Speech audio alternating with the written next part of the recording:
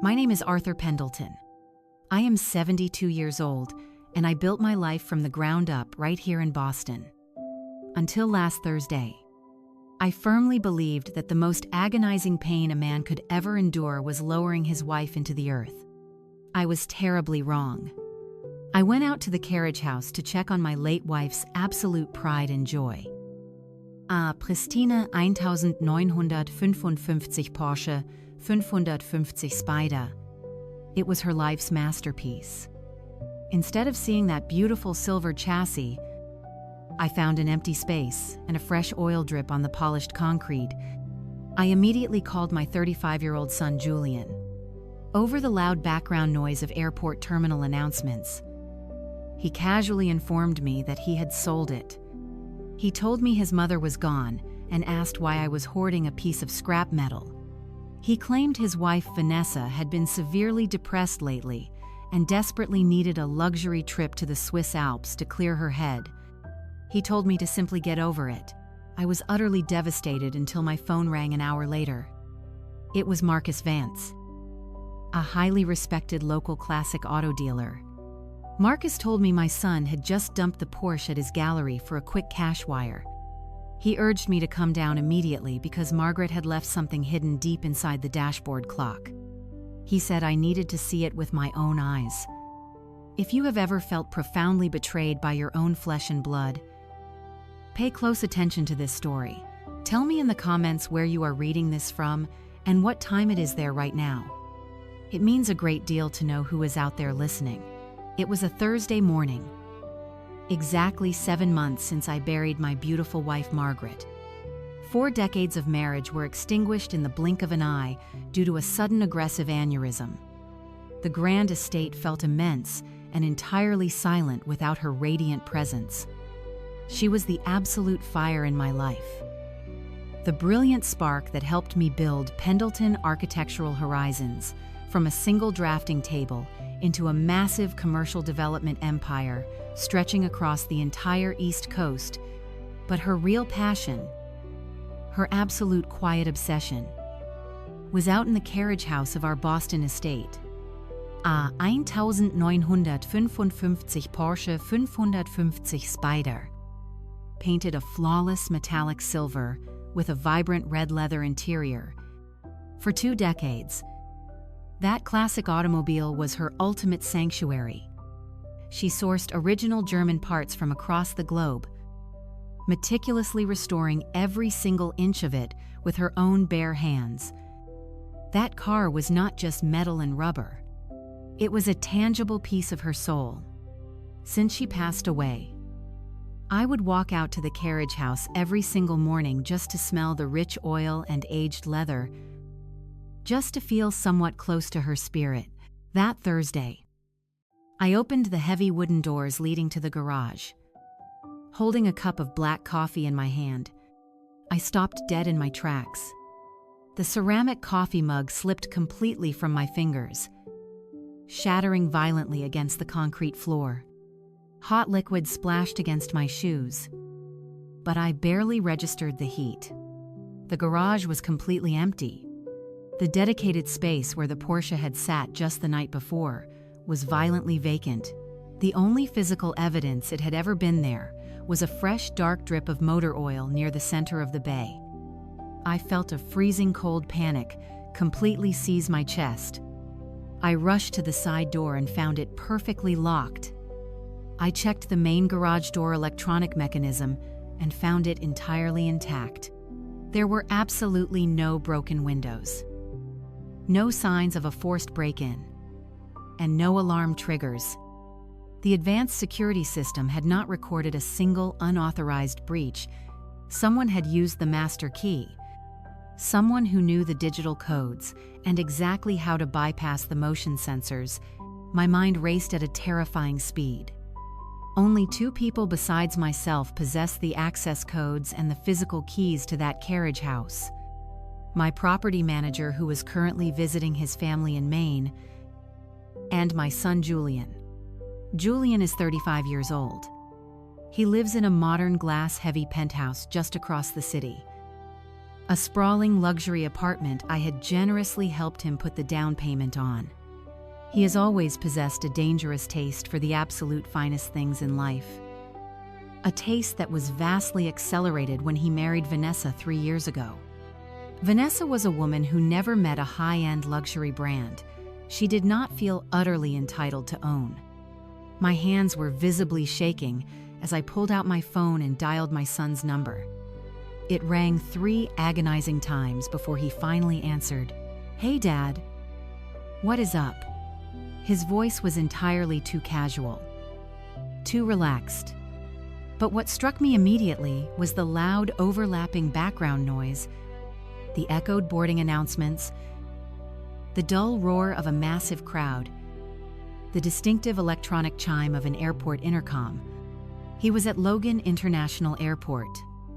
"Julian," I managed to say, my voice tight with rising panic. "Where are you and where is your mother's car?" There was a brief pause on the line. It was not a pause born of guilt, but rather a pause of sheer annoyance, as if I were actively bothering him with a trivial, meaningless detail. "I am at Logan, Dad," he said, sighing heavily into the receiver. "Vanessa and I are heading to Europe for a few weeks. I do not care about your vacation." I snapped, the burning anger finally breaking through the initial shock. "I asked you where the Porsche is. Look, Dad." I did not want to make a massive deal out of this. He started, automatically adopting that insufferable, condescending tone he always used when he thought he knew far better than everyone else. I sold it. The casual words hit me like a physical blow to the stomach. I had to lean heavily against the wooden workbench just to keep myself from falling over. "You what?" "I sold it," he repeated, his voice much louder this time, speaking directly over a loud boarding announcement. "Mom is gone, Dad. She has been gone for 7 months. Why are you hoarding a piece of useless vintage scrap metal in the garage? It is just gathering dust and making you absolutely miserable every single time you look at it. That car," I hissed through my teeth, "was your mother's life work. It was absolutely not yours to sell. You stole it, Julian. Stole it." He actually scoffed. "Dad, please do not be dramatic. I am your only heir. It was going to be mine eventually anyway. I simply expedited the natural process. Besides, I desperately needed the liquidity." "Liquidity for what?" I demanded fiercely. "Vanessa has been severely depressed lately," he explained calmly, as if this fabricated medical diagnosis justified grand theft. "You know exactly how hard Mom's passing was on her." I almost laughed bitterly out loud at that absurd statement. Vanessa had not shed a single genuine tear at Margaret's funeral. She had actually complained about the quality of the catering at the wake. Julian continued smoothly. She desperately needed a trip to the Swiss Alps to clear her head. A real vacation, first-class flights and 5-star wellness retreats. She needs to recharge. I did it strictly for my wife's mental health. "Dad, you should completely understand that. You always put Mom first. I am just doing the exact same thing for my own wife. It is just a car. Get over it." The sheer, unadulterated audacity was breathtaking. He had violated the absolute sanctity of my home, stolen his mother's irreplaceable legacy, and was now actively lecturing me on how to be a good husband. "Listen. They are calling our boarding group," Julian said quickly, eager to escape the conversation. "We will be completely out of touch for a bit. We can talk about all of this when we get back. Just relax, Dad. Take up a new hobby or something." The line went completely dead. I stood utterly alone in the empty garage, the silence ringing deafeningly in my ears. He actually believed his own pathetic lie. He genuinely expected me to accept that he had stolen a priceless classic automobile just to fund a luxury European vacation for his spoiled, entitled wife. He thought I was just a senile, grieving old widower who would eventually roll over and forgive him simply because we shared the same blood. But as the initial shock slowly faded away, a cold, hard, unyielding logic began to take its rightful place. The exact same logic of a man who did not build a massive architectural development empire by letting opportunistic people walk all over him. I walked back into the main house and sat heavily at my mahogany desk. Something was fundamentally structurally wrong with Julian's story. A lavish first-class trip to Switzerland, even staying at the absolute finest alpine hotels, might cost $40,000 if Vanessa went completely wild with the room service. But I knew exactly what that Porsche 550 was worth. Margaret and I had it professionally appraised for estate insurance purposes just a year ago. A fully restored, numbers matching 1,955 Spider in that immaculate condition was worth a minimum of $3.5 million in today's classic car market. Probably much more to the right international buyer. Where exactly was the missing money? Julian was profoundly arrogant. He was deeply entitled, but he was not stupid enough to sell a multi-million-dollar asset for a tiny fraction of its actual value just to buy a pair of plane tickets. He was hiding something massive. The Swiss Alps trip was a deliberate smokescreen. A highly plausible lie designed specifically to make me angry about his sheer entitlement rather than suspicious of his actual criminal motives. My gut told me there was a much larger, far more dangerous play in motion. I needed to act immediately. I reached for my phone, entirely intent on calling my senior corporate attorney, Evelyn Cross. I was going to instruct her to immediately freeze his access to the family trust and begin the aggressive legal process of cutting him entirely out of my will. If he wanted to play careless games with his mother's legacy, I would make absolutely certain he never saw another dime of my money. My thumb hovered directly over Evelyn's contact name when the phone vibrated violently in my palm. An incoming call replaced her contact card. The caller identification displayed the name Marcus Vance. Marcus was the owner of the largest and most prestigious classic auto gallery in the entire Boston area. He was an old, trusted associate of Margaret's. They had spent years trading rare parts, fiercely arguing over restoration techniques, and talking shop over coffee. Marcus was a rough, uncompromising man. An old-school automotive purist who did not suffer fools lightly. But he respected Margaret more than anyone else in the industry. I answered the call immediately. "Arthur?" Marcus said. His voice was hushed, tightly wound with a dark urgency I had never heard from him before. "I am incredibly sorry to call you so early, but we have a major situation here at the gallery." "I know," I said flatly. "My son stole the Porsche. I am assuming he brought it directly to you." "Yeah, he did," Marcus replied, his tone exceptionally grim. "He drove it into my secure receiving lot about 2 hours ago. He demanded a rapid cash wire transfer. He told me you were downsizing the estate and he was handling the liquidations." The kid was sweating bullets, Arthur. He was rushing me like somebody had a gun pressed to the back of his head. "Did you pay him?" I asked, my grip tightening painfully on the phone. "I initiated the wire just to get him out of my gallery," Marcus said smoothly. "But I deliberately put a 24-hour internal security hold on the outgoing funds.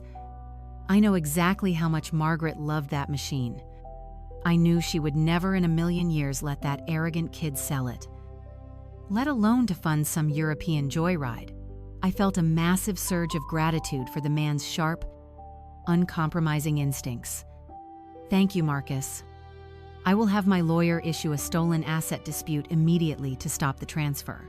"Arthur, wait," Marcus interrupted, his voice dropping to a near whisper. That is not why I am calling you. Forget about the wire transfer for a minute. What is it? When he dropped the car off, I had my chief mechanic do a standard intake inspection. Marcus explained. Margaret was always incredibly meticulous. But I noticed the dashboard clock face was slightly misaligned. It was just a fraction of an inch off-center. I frowned. Margaret was an absolute perfectionist. She would never have left a dashboard component misaligned. I popped the clock face off to reseat the mounting clips. Marcus continued, his voice growing heavy. Arthur, your son did not just dump a car here.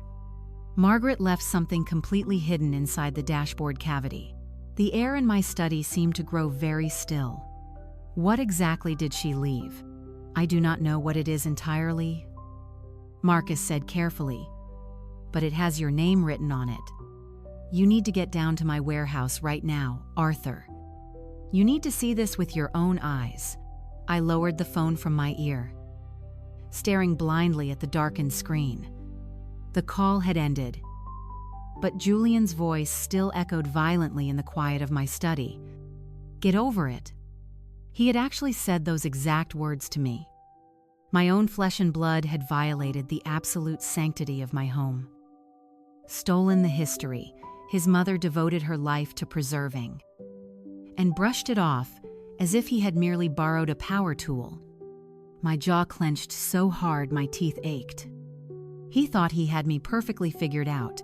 He looked at me and saw a tired, grieving 72-year-old widower who would accept his blatant disrespect just to keep the family peace.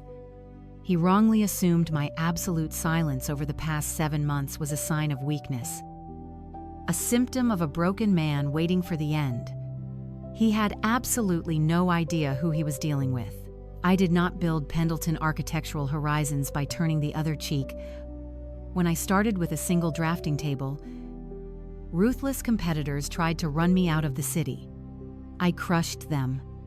I built a massive firm that shaped the Boston skyline by seeing directly through lies and striking back twice as hard. My profound grief had made me quiet, but it had absolutely not made me blind. I stood in the center of my home office and began to do what I do best. I stood there and analyzed the foundational structure of the problem. Julian claimed he sold Margaret's Porsche to fund a vacation for Vanessa. It was a plausible lie designed to make me angry about his entitlement rather than suspicious of his actual criminal motives. He desperately wanted me fuming over a luxury vacation, so I would not look any deeper into his current financial situation. My gut twisted with a sharp, familiar instinct. The exact same instinct that had saved my firm from hostile corporate takeovers decades ago. Julian was making a desperate, highly erratic move. He needed massive cash immediately. He was hiding a catastrophic financial crisis or funding something incredibly sinister. I walked out of my study, bypassed the main house entirely, and went straight out the front doors to my daily driver parked in the circular driveway. I did not call the local authorities to report a theft. I did not call Julian back to scream at him or demand immediate explanations. When you have spent decades building a massive corporate empire from absolutely nothing, you learn very quickly that you do not announce your counterattacks with blaring sirens. You move in absolute, terrifying silence. The drive to Marcus Vance's classic auto gallery took exactly 40 minutes, but my mind covered entire decades during that span. I thought about my son, a man who had grown so incredibly comfortable resting on the velvet cushions of the immense wealth I provided that he fundamentally mistook my paternal generosity for profound stupidity. And then I thought about Margaret. Margaret was not merely a wife who enjoyed restoring vintage German automobiles in her spare time. She was the sharpest, most ruthlessly analytical woman I had ever known. While I was out securing massive development contracts and managing architectural teams, she was the one sitting in the corporate headquarters auditing the ledgers. She served as the chief strategy officer of our firm for 30 solid years. She had a mind that operated like a steel trap and an intuition for human deception that bordered on the supernatural. If a woman with her brilliant calculating mind had taken the time to hide something deep inside the structural framework of her most prized worldly possession, it was absolutely not a sentimental keepsake or a fond farewell note. It was a loaded weapon. It was an insurance policy. I pulled my car up to the heavy security gates of Marcus's private storage facility. The building was an imposing and important, unmarked brick structure situated on the industrial edge of the city. The massive steel gate rolled open the moment my front bumper approached the sensor. Marcus was already waiting for me just inside the cavernous main receiving bay. He stood silently next to the pristine silver Porsche. Under the harsh, bright fluorescent lights of the warehouse, the metallic paint seemed to glow. Marcus did not offer a polite greeting. He did not extend his hand for a friendly shake. His face was grim and completely businesslike. He simply tilted his head and gestured toward the driver's side of the vehicle. I walked over to the car, my heavy shoes echoing sharply against the polished concrete floor. The beautiful red leather dashboard had been expertly detached and laid carefully on a soft microfiber cloth over a nearby rolling workbench. The inner mechanical workings of the dashboard were fully exposed, right there, buried deep inside the dark cavity where the analog clock usually sat. Nestled securely behind a thick layer of acoustic soundproofing foam was a rectangular void. Marcus reached into the breast pocket of his work jacket and produced a heavy-duty, fireproof sealed document pouch. The edges of the pouch were lined with industrial waterproof tape. He held it out and I took it from his hands. I could see the contents clearly through the translucent exterior. There was a standard black encrypted solid-state drive and a neatly folded piece of heavy stock parchment paper. It was Margaret's preferred writing stationery, my hands, which had remained perfectly steady while staring down hostile labor union strikes and vicious corporate raiders, began to tremble uncontrollably. I picked up a small utility knife from Marcus's workbench, carefully sliced through the reinforced waterproof tape, and pulled out the folded parchment. I recognized her elegant, sharp cursive handwriting immediately.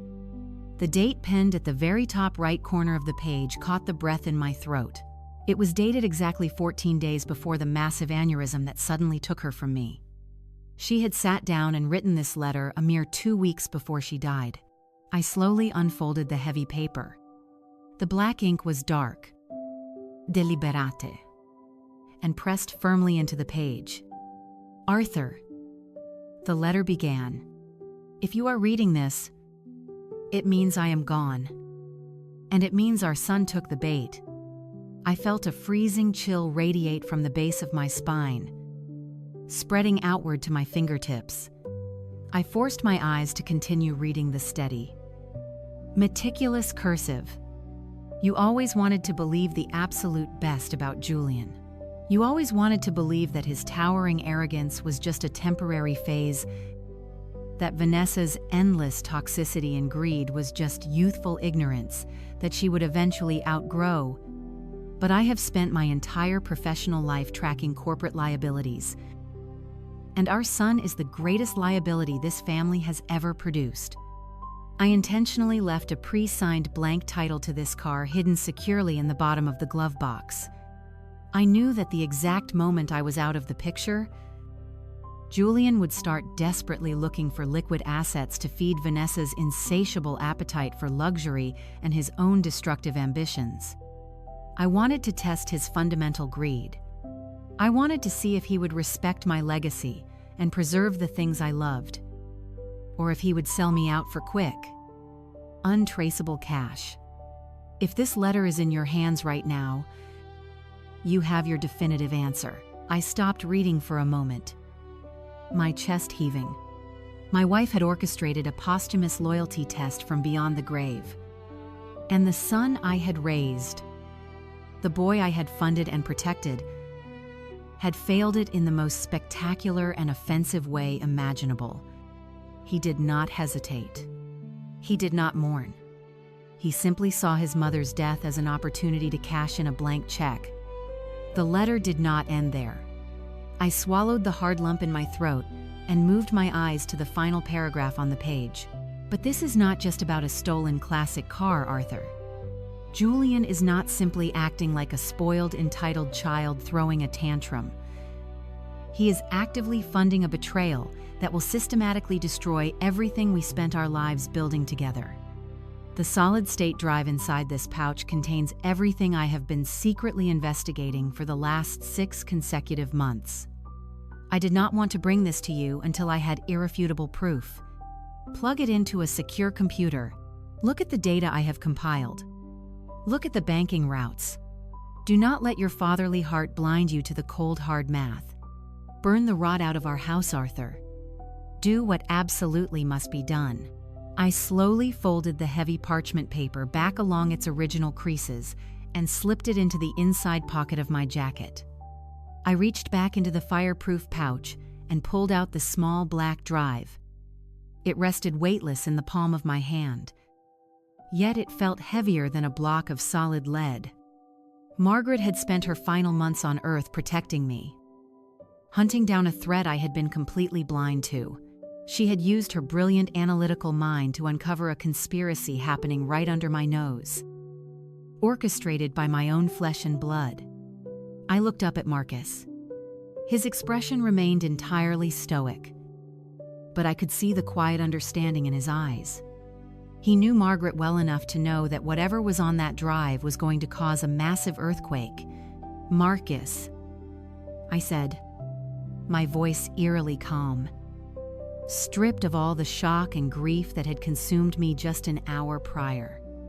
"I need to use the secure computer in your back office immediately."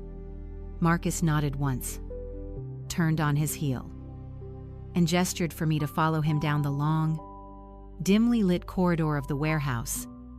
I gripped the drive so tightly the plastic casing dug sharply into my skin.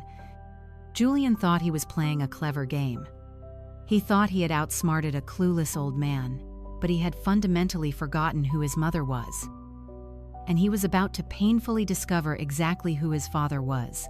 I followed Marcus through the heavy steel doors and into his private back office. The room was sparsely decorated.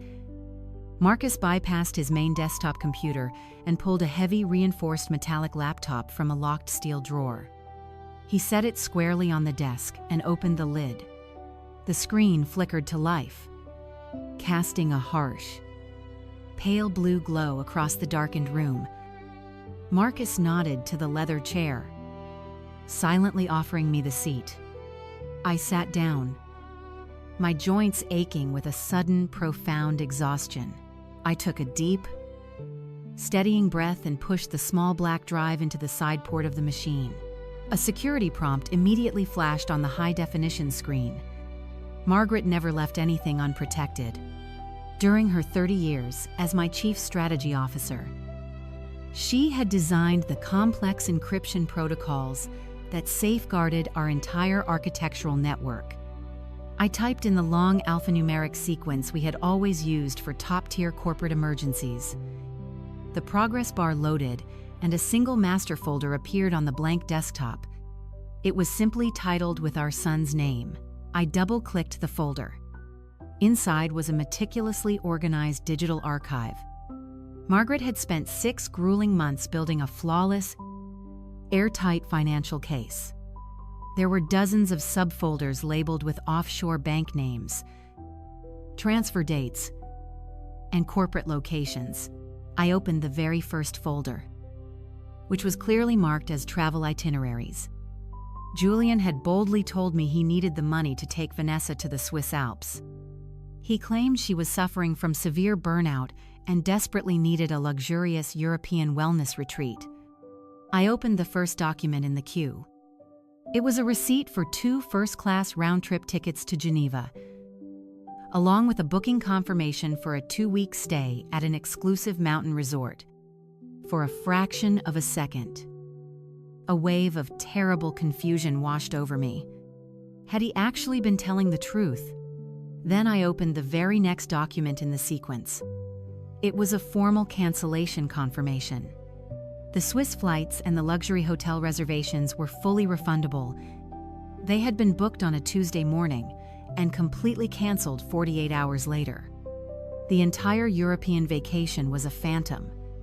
It was a calculated, incredibly cheap decoy designed to give me a highly emotional, frustrating excuse for his sudden, desperate need for fast cash.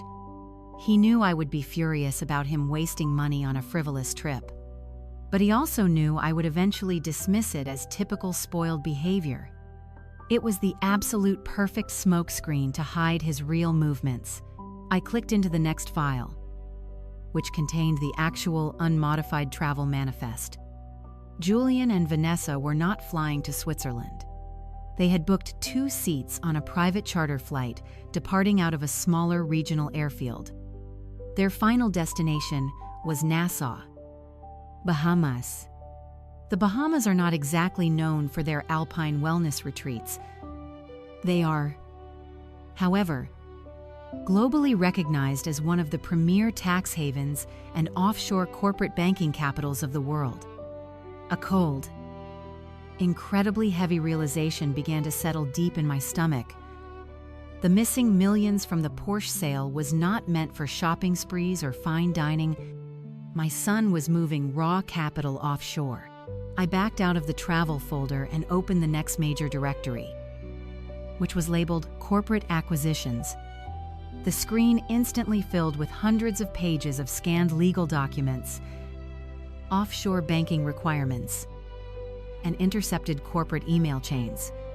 I leaned much closer to the monitor, my eyes scanning the dense legal jargon. Margaret had meticulously tracked a series of digital communications between Julian and an offshore holding firm based heavily in Nassau. The firm specialized in anonymous, highly aggressive corporate buyouts. Julian was using them as a legal shield to establish a completely untraceable shell company. I scrolled down to find the specific target of the acquisition. The name printed in bold black letters made my heart completely stop beating. The target was Zenith Dynamics. Zenith Dynamics was my single largest and most vicious competitor in the entire New England aerospace engineering and development region. For the past decade, Pendleton Architectural Horizons and Zenith had fought bitterly over every major commercial building and government defense contract in the city. We controlled the massive downtown high-rise and federal aviation projects. They controlled the highly lucrative private sector drone development routes. We were currently in the absolute middle of a massive multi-million-dollar bidding war for a regional government contract that would secure our operational dominance for the next 20 years. I continued reading the files, the pieces of the puzzle snapping together with horrifying clarity. Julian was not just a greedy son looking for a quick, unearned payout. He was orchestrating a hostile offshore buyout of my biggest rival. But Zenith Dynamics was a severely struggling company. They had over-leveraged their assets and desperately needed a massive influx of capital to restructure their debts and stay competitive against my firm. The offshore holding firm required a substantial, completely untraceable earnest money deposit to initiate the blind acquisition process and lock in the purchasing rights. I opened the final financial attachment in the folder. It was the formal escrow demand from the Bahamian holding firm. The required initial cash deposit to trigger the Zenith buyout was exactly $3.5 million. The exact market value of Margaret's fully restored Porsche Spyder. I sat back in the heavy leather chair, the cool glow of the laptop screen illuminating the sudden, profound darkness of my new reality. The sheer scale of the betrayal was absolutely breathtaking. Julian was not just stealing a classic car. He was actively plotting to steal my entire life's work. As a trusted executive within my family business, Julian had unrestricted daily access to our most sensitive corporate data. He knew our exact operating profit margins. He knew the specific pricing algorithms we used to bid on massive development contracts. He knew every single operational weakness and strategic strength of Pendleton Horizons. His plan was brilliantly, sickeningly simple. He would use the cash stolen from his dead mother to anonymously purchase our struggling rival through a Caribbean shell company. Then, operating entirely from the shadows, he would use his insider knowledge of my company's pricing structures to systematically undercut every single one of my active corporate bids.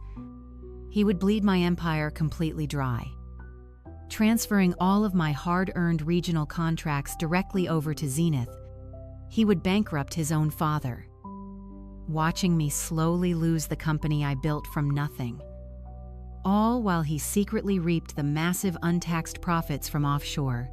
And he needed the quick cash from the Porsche to serve as the immediate down payment because his personal funds were completely tied up in his wife's lavish, uncompromising lifestyle. He had literally stolen his mother's legacy to finance the ultimate assassination of his father's empire. I looked over at Marcus. He was leaning quietly against the doorframe, his arms crossed tightly over his chest. Watching my face carefully, he did not ask a single question about what I had just found. He simply waited in the silence for me to process the absolute devastation. For a long time, I did not speak a word. I simply stared at the illuminated screen. The grief that had weighed me down for the past 7 months began to evaporate. It was burned away entirely by a rising white-hot fury. Julian had looked me in the eye and told me to get over it. He had played on my grief. He had used Vanessa's supposed mental health struggles as a weapon against my sympathy. He had turned the memory of his mother into a stepping stone for his own corporate treason. He thought I was a tired, grieving old man who would simply sit in his empty garage and weep over a missing car. He thought my profound silence was a total surrender. I reached forward and safely ejected the solid-state drive. I pulled it from the port and closed the heavy laptop with a quiet, definitive snap. I slipped the drive securely into my jacket pocket right next to Margaret's final handwritten letter. My wife had spent her last days on Earth arming me for a brutal war I did not even know I was fighting. She had handed me the exact weapon I needed to defend the empire we had built together. Julian wanted a corporate war. He wanted to play the role of a ruthless offshore raider.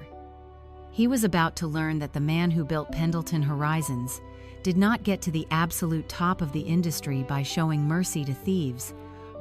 I stood up from the desk, my posture perfectly straight, my mind entirely clear. The mourning husband was gone. The wartime chief executive had finally returned. I thanked Marcus for his absolute discretion and walked out of the warehouse. The drive back was a blur, but my mind was operating with a terrifying focus. I went straight to my home office, locked the doors, and closed the blinds. I sat at my personal desktop, a machine isolated from the main servers, and plugged Margaret's drive into the port. I needed to understand the corporate treason fully. I opened the master directory and bypassed the financial ledgers. There was a secondary folder labeled Internal Communications. I double-clicked it. Hundreds of forwarded email chains and scanned server logs populated the screen. Margaret had mirrored a hidden network drive. I began reading the top email thread. It was a tactical breakdown of Pendleton Horizons' upcoming supply bids and vulnerable government contracts. The sender address was not Julian. The sender used a scrambled email service, but the author's voice, the specific corporate phrasing, and the precise aerospace terminology were entirely too familiar. I scrolled down to the bottom of the chain where Margaret had attached an IP address trace. She had tracked the anonymous email account directly to a specific terminal inside my own corporate headquarters. Terminal 3. My breath hitched in my throat. That terminal belonged to Gregory Thorne. Gregory was my vice president of acquisitions. I personally hired him 8 years ago, plucking him from a failing firm because I saw a hungry, driven executive who reminded me of my younger self. I mentored him, paid him an exorbitant salary, and trusted him with the keys to my empire. And here he was, actively engineering the destruction of my life's work.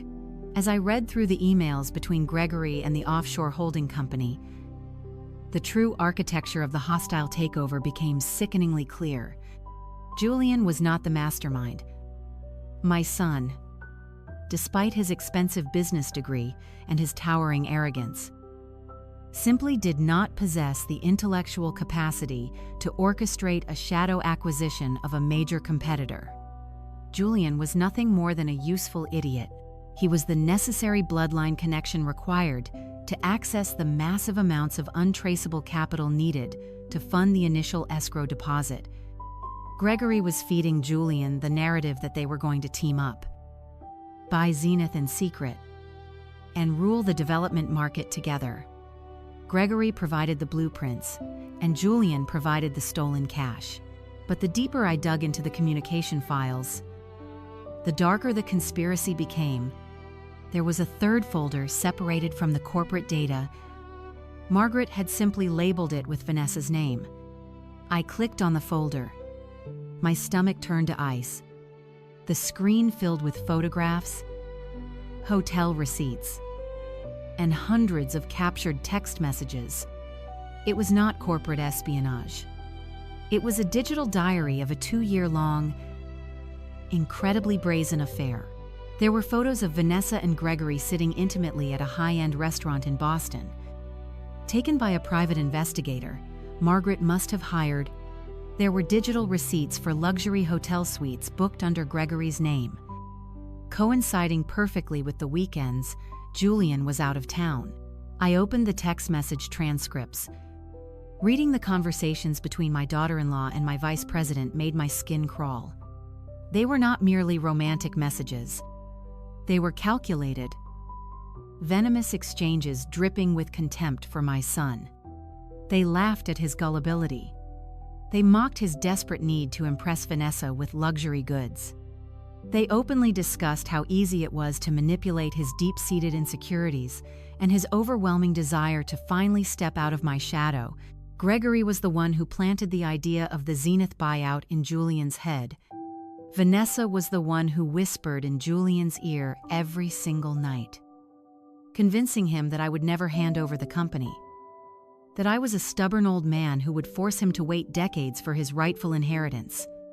She pushed him, prodded him, and manipulated his greed until he was entirely convinced that stealing from his own family was a brilliant, necessary business move. But the final, most devastating layer of the truth was detailed in a locked spreadsheet Gregory had shared exclusively with Vanessa. It was the post-acquisition financial model. Once the offshore shell company successfully purchased Zenith using the funds from the stolen Porsche, Gregory planned to systematically transfer all of Pendleton Horizon's premium client contracts over to the newly acquired company. He would bankrupt my empire, but the holding company was entirely structured to funnel the resulting profits into a private, untraceable account in the Bahamas. An account Julian had no legal access to. Gregory and Vanessa were planning to bleed my son dry. They were going to use his stolen money to buy the rival firm, use his insider access to destroy my company, and disappear together with the offshore fortune. They planned to leave Julian standing in the ashes of a bankrupt empire, facing inevitable federal investigations for corporate fraud and grand theft auto, completely alone and entirely to blame. My son was a fool. He was a greedy, arrogant, ungrateful fool who had stolen his mother's legacy to fund a luxury trip for a woman who despised him. But he was walking blindly into a slaughterhouse. He was so blinded by his own ego and his wife's toxic manipulations that he could not see the blade resting against his neck. I leaned back in my chair, rubbing my temples. The weight of the betrayal was staggering. A wife plotting against her husband, an executive plotting against his mentor. a son betraying his father, all of it swirling around the missing millions. Margaret had watched the vipers circling our family, spending her final months gathering the venom they left behind, storing it safely away so I could eventually formulate an antidote. I had every single piece of the puzzle. The offshore banking routes, the forged escrow demands, the undeniable proof of the affair, and the exact coordinates of their treason. They believed the Swiss Alps decoy had worked, that I was fuming over a vacation while they quietly executed their master plan in the Caribbean. I closed the folders one by one. I pulled the drive from the machine and held it in the palm of my hand. The anger within me had completely solidified. It was no longer a hot, chaotic rage. It was a cold, absolute certainty. Gregory wanted to play the role of the invisible corporate assassin. Vanessa wanted to play the role of the wealthy, untouchable widow running off with her lover. And Julian thought he could buy his wife's loyalty by selling out his family. I reached slowly for my heavy desk phone. The time for silent investigation was over. It was time to build a cage so incredibly tight that not a single one of them would ever find a way out. I was going to let them think their grand plan was working perfectly. I was going to let them walk right to the edge of their offshore victory. And then, with a single devastating movement, I was going to pull the earth right out from under their very feet. My hand hovered above the receiver of my desk phone, prepared to initiate the corporate lockdown. When the sudden chime of my cell phone broke the absolute silence of my study, I withdrew my hand and pulled out the smartphone. The screen displayed a new text message notification. The sender was Julian. Knowing the profound depths of his financial treason and his sickening complicity in his wife's affair, simply seeing his name on a screen filled me with a cold, hollow disgust. I swiped the screen to open the message. It was an image file followed by a short line of text. I tapped the image to download it, waiting for the file to render. The photograph filled my screen. It was a brightly lit selfie taken inside a private first-class airline suite. Julian and Vanessa were seated close together, glowing with the arrogant radiance of people who believed they had just pulled off the heist of the century. Julian was wearing a tailored blazer, holding a crystal flute of expensive champagne toward the camera in a mock toast. Beside him, Vanessa was leaning against his shoulder, flashing a pearly white smile she exclusively reserved for moments of profound deception. She was wearing oversized sunglasses pushed up onto her head and a delicate silk scarf draped around her neck. They looked like an affluent couple embarking on a romantic holiday. Beneath the photograph, Julian typed a caption that read, "Sorry about the vintage junk. Dad, the Alps will make up for it. Love you." I sat rigidly in my chair, reading those short sentences over and over. Sorry about the vintage junk. He had reduced the theft of a priceless heirloom, his mother's final masterpiece, to a casual inconvenience. The Alps will make up for it. Another layer of the smokescreen designed by Gregory and executed by my foolish son. And finally, love you. That was the most offensive part. The casual deployment of a sacred family bond to pacify a man he was actively plotting to bankrupt and destroy. I stared at their smiling faces. They genuinely thought they had won. They sat in those seats drinking imported champagne, paid for by the blood and sweat of my late wife, thoroughly convinced their intricate plan was flawlessly executing. Julian thought he was outmaneuvering his clueless father. Vanessa thought she was manipulating her husband into funding a permanent escape with her lover. They were celebrating a victory they had not yet earned. Secure in the delusion that I was sitting at home nursing a grudge over a stolen car rather than dismantling their criminal enterprise, I brought my thumb to the screen and began to pinch and zoom, analyzing the photograph with the exact same meticulous scrutiny I applied to massive structural blueprints. I looked at the lighting. I looked at the curve of the airplane windows. I looked at the reflection in Vanessa's sunglasses. And then I saw it. The fatal flaw in their perfect visual lie. In the upper left corner of the photograph, slightly blurred but discernible in the background behind Vanessa's styled hair, a flight attendant was moving down the narrow aisle of the cabin. The attendant was wearing a distinctive uniform, holding a silver service tray at shoulder height. Resting flat on top of the tray, angled perfectly toward the camera, was a glossy travel brochure.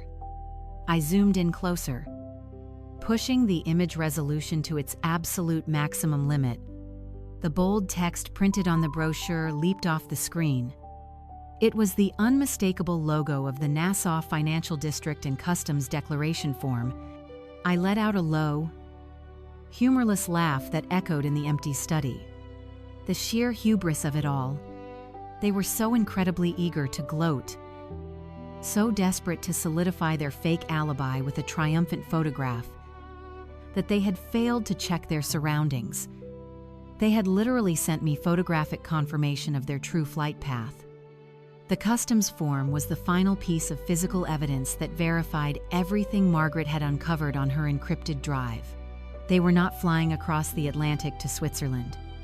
They were heading straight south into the Caribbean banking haven to finalize the hostile Zenith acquisition. I lowered the phone and placed it gently on the mahogany surface of my desk. The pieces of the board were now set.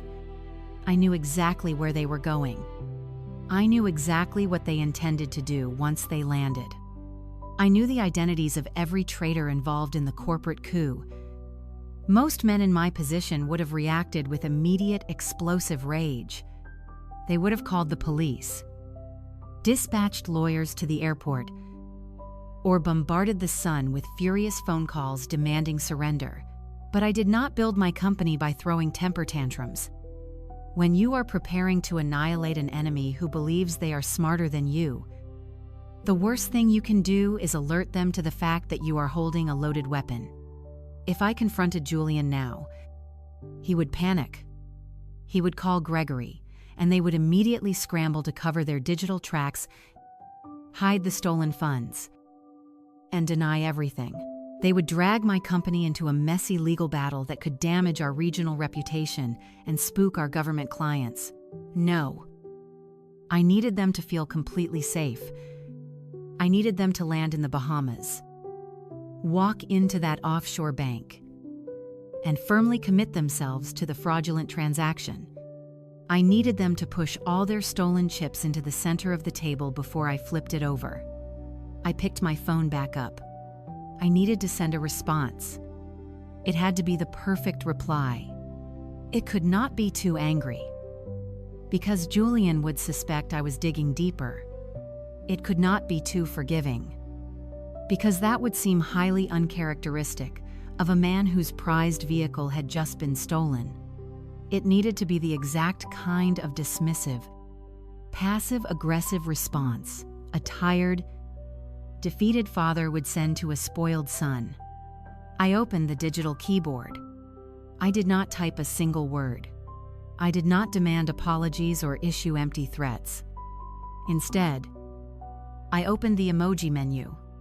I selected the simple yellow thumbs up icon. A single thumbs up, a universal symbol of reluctant, dismissive acknowledgement. It was the digital equivalent of an exhausted sigh. It communicated exactly what Julian wanted to hear. That I was irritated, that I was done arguing for the day, and that I was completely oblivious to the massive corporate conspiracy unfolding behind the photograph. I pressed send. I watched the text bubble appear on the screen.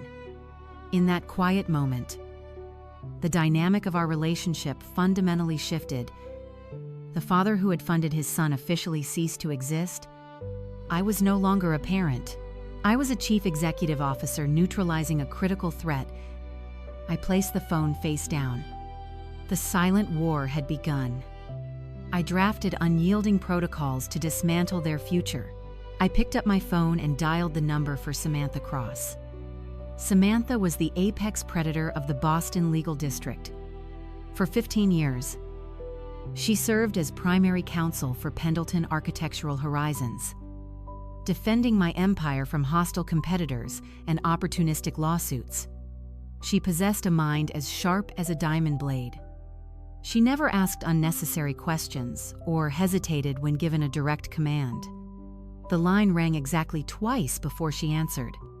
Her voice was crisp, professional, and alert. "Arthur," she said smoothly, "I assume this is not a social call." I kept my voice devoid of emotion. The grief was gone, replaced by cold, calculated precision. "Samantha," I said flatly, "I need you to initiate a total operational lockdown tonight." I heard her shift in her chair. She immediately recognized the tonal shift. The mourning widower she had dealt with for 7 months had vanished. The wartime executive had returned. "Tell me exactly what you need." "Arthur," she replied. I leaned back, staring at the darkened window. "First, I want you to freeze all of Julian and his wife's access to the family trust accounts. Every single one of them." She paused briefly. "That is a drastic maneuver. Arthur, if I freeze those trust accounts, their personal credit cards will decline instantly.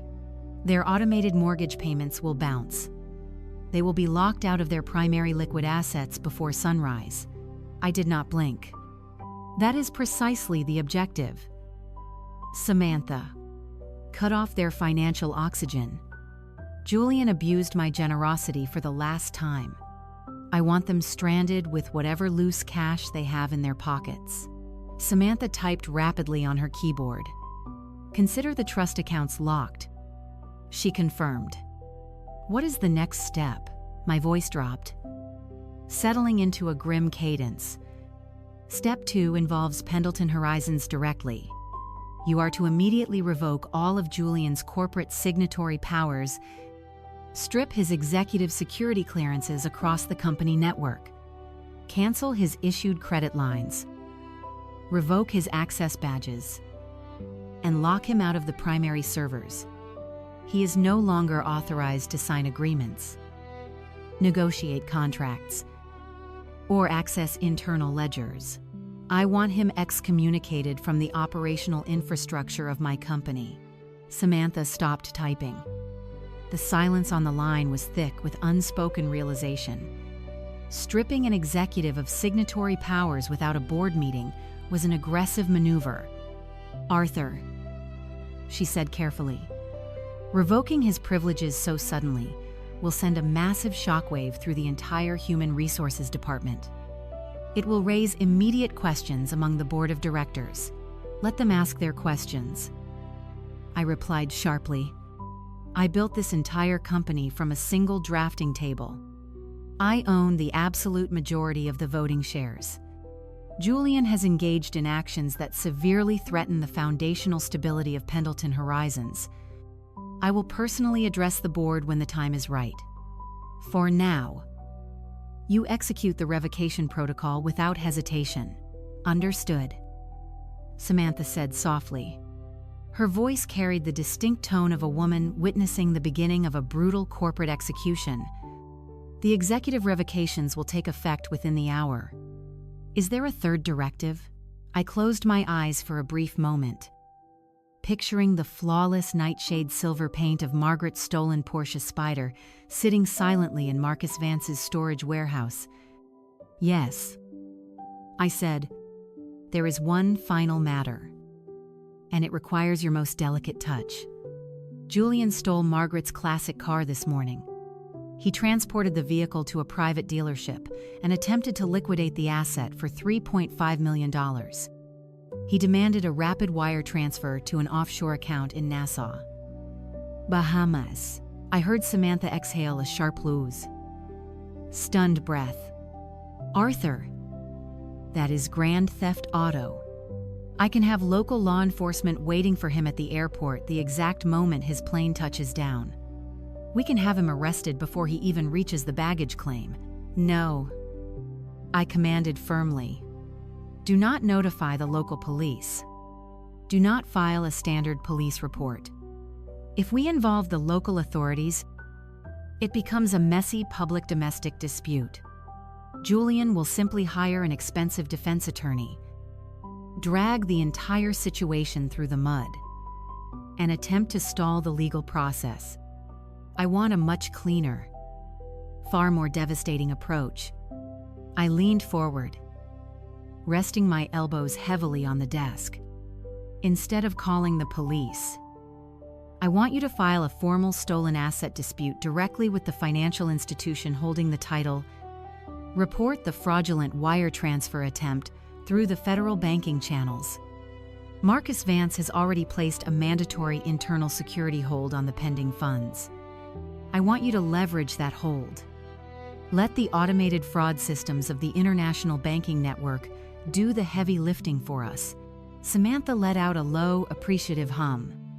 "I see your strategy," she noted.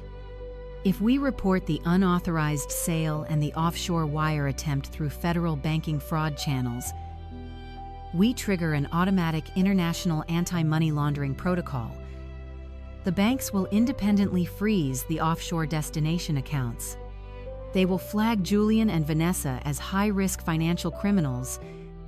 It elevates the crime from a simple local theft to an international banking crisis." "Exactly," I confirmed, a cold satisfaction settling over my words. I do not want Julian sitting comfortably in a local jail cell waiting for a bail hearing. I want him stranded in the Bahamas, completely locked out of his trust funds, stripped of his corporate identity, and permanently flagged by the international banking system. When he walks into that offshore bank tomorrow morning to check on his stolen money, I want him to face a wall of federal fraud alerts. I want him to experience the exact terrifying moment when he realizes he has absolutely nothing left. I will draft the fraud dispute immediately," Samantha assured me. Her tone was no longer cautious. It was energized, ready for the battle ahead. The asset freeze, the executive revocation, and the banking alerts will all be fully active before dawn. They will not see any of this coming. That is the entire point. "Samantha," I kept my gaze fixed on the digital clock resting on the corner of my desk. "They think they have outsmarted a grieving widower. They think they are flying toward a luxurious stolen future. Make sure the financial cage is completely locked before they even step off that airplane." I ended the phone call and placed the device down.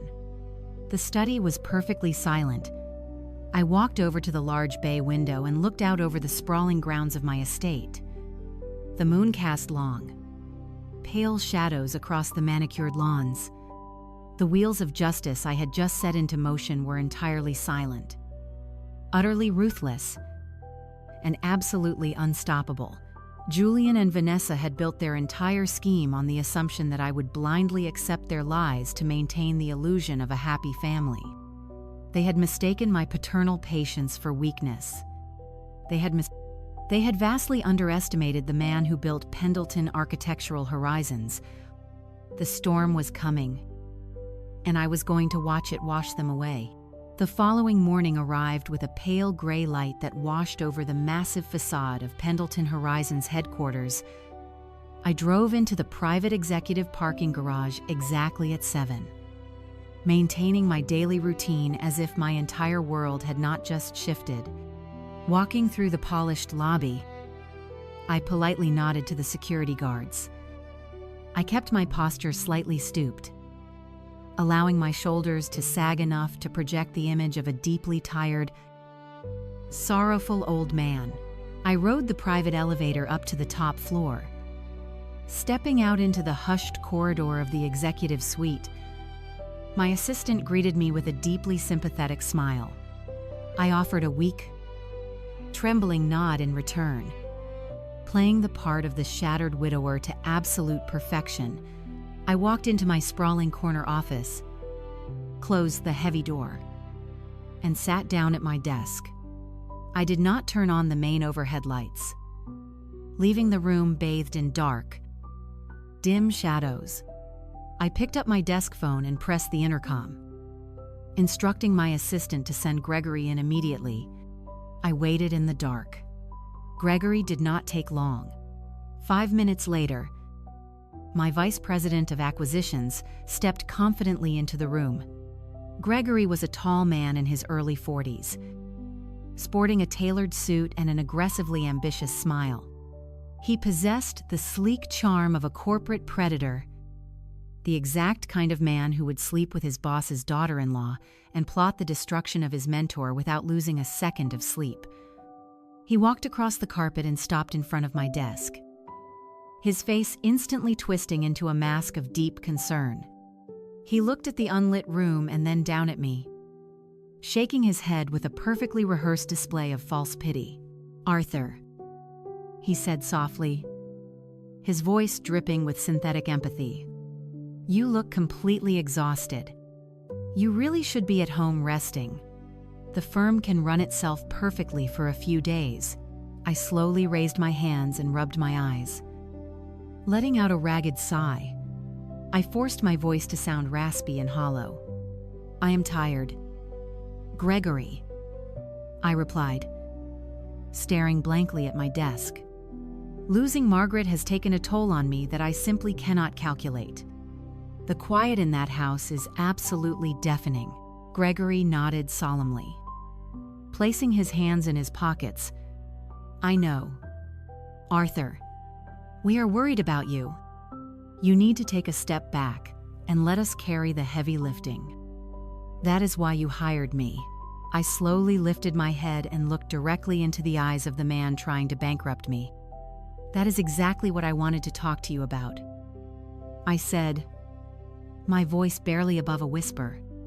"I have spent the night thinking about the future of Pendleton Horizons. I have spent decades fighting for every single development contract, but the fight has completely drained me.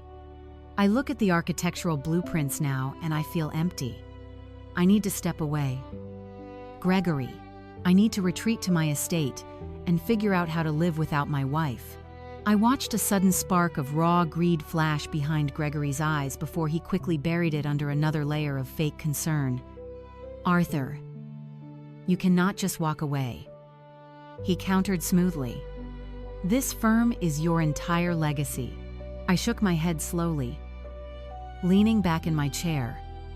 "A legacy is meaningless if you are too broken to sustain it," I replied. "I am simply transferring the immediate operational burden." "Gregory, you have been my VP of acquisitions for 8 years. You know our financial structures. You know our bidding protocols. And you know our major corporate accounts. I need someone I can trust to take the helm while I step into the shadows." Gregory stood perfectly still, trying desperately to conceal the massive surging triumph he must have been feeling in his chest. He thought I was handing him the keys to the castle. He thought his toxic manipulation and secret corporate sabotage had somehow miraculously aligned with my sudden grief. "Arthur, I would be absolutely honored to step up," he said, his voice trembling with genuine excitement disguised as humble duty. "Whatever you need me to handle, I will manage it flawlessly." I reached into my desk drawer and pulled out a thick stack of formal corporate transfer documents I had prepared the previous night. I placed them squarely in the center of the desk and tapped the top page with my index finger. "I am officially promoting you to the position of Acting Chief Executive Officer for the New England Regional Division," I announced. "But more importantly, I am granting you full, unrestricted legal authority over the Zenith Dynamics merger accounts."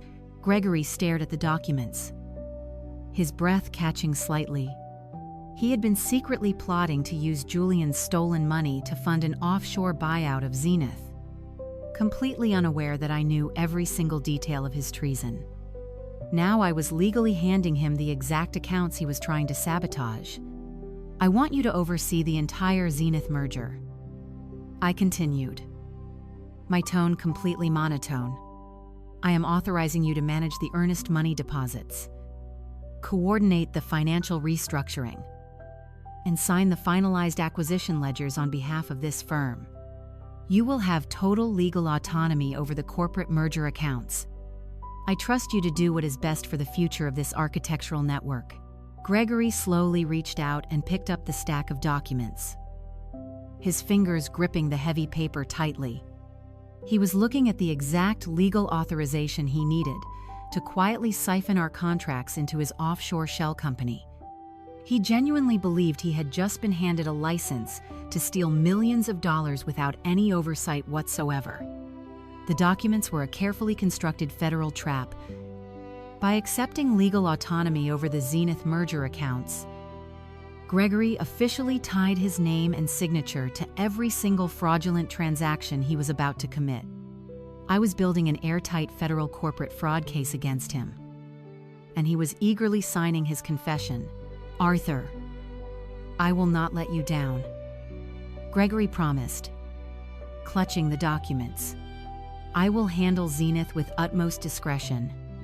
You have my word." I just offered a weak, tired smile. "I know you will. Gregory, just make sure the banking deposits are completed smoothly.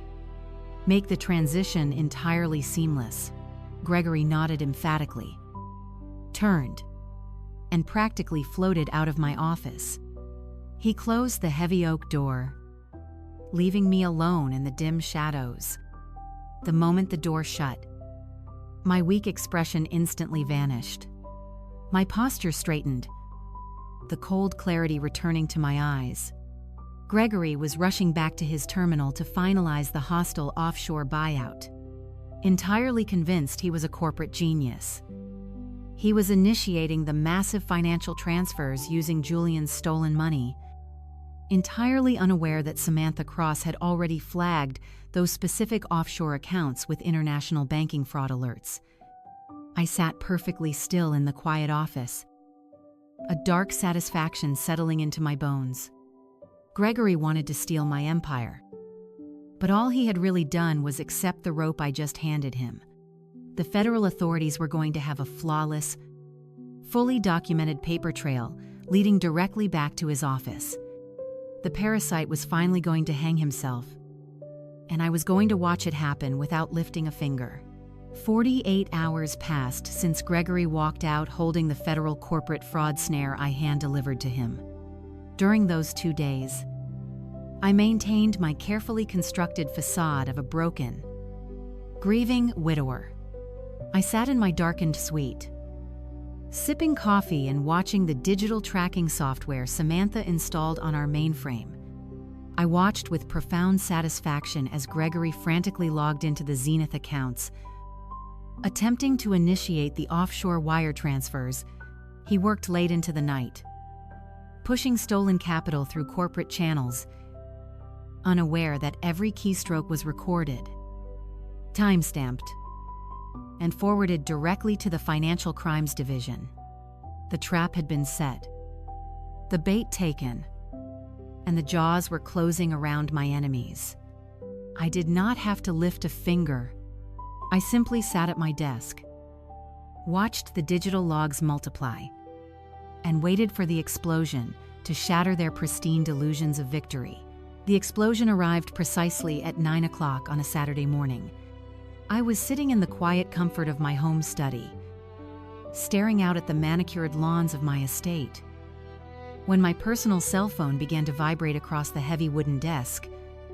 I glanced down at the bright screen. The caller identification displayed my son's name, accompanied by an international routing prefix. I let the phone ring 3 times, allowing the tension on the other end of the line to build to an agonizing peak.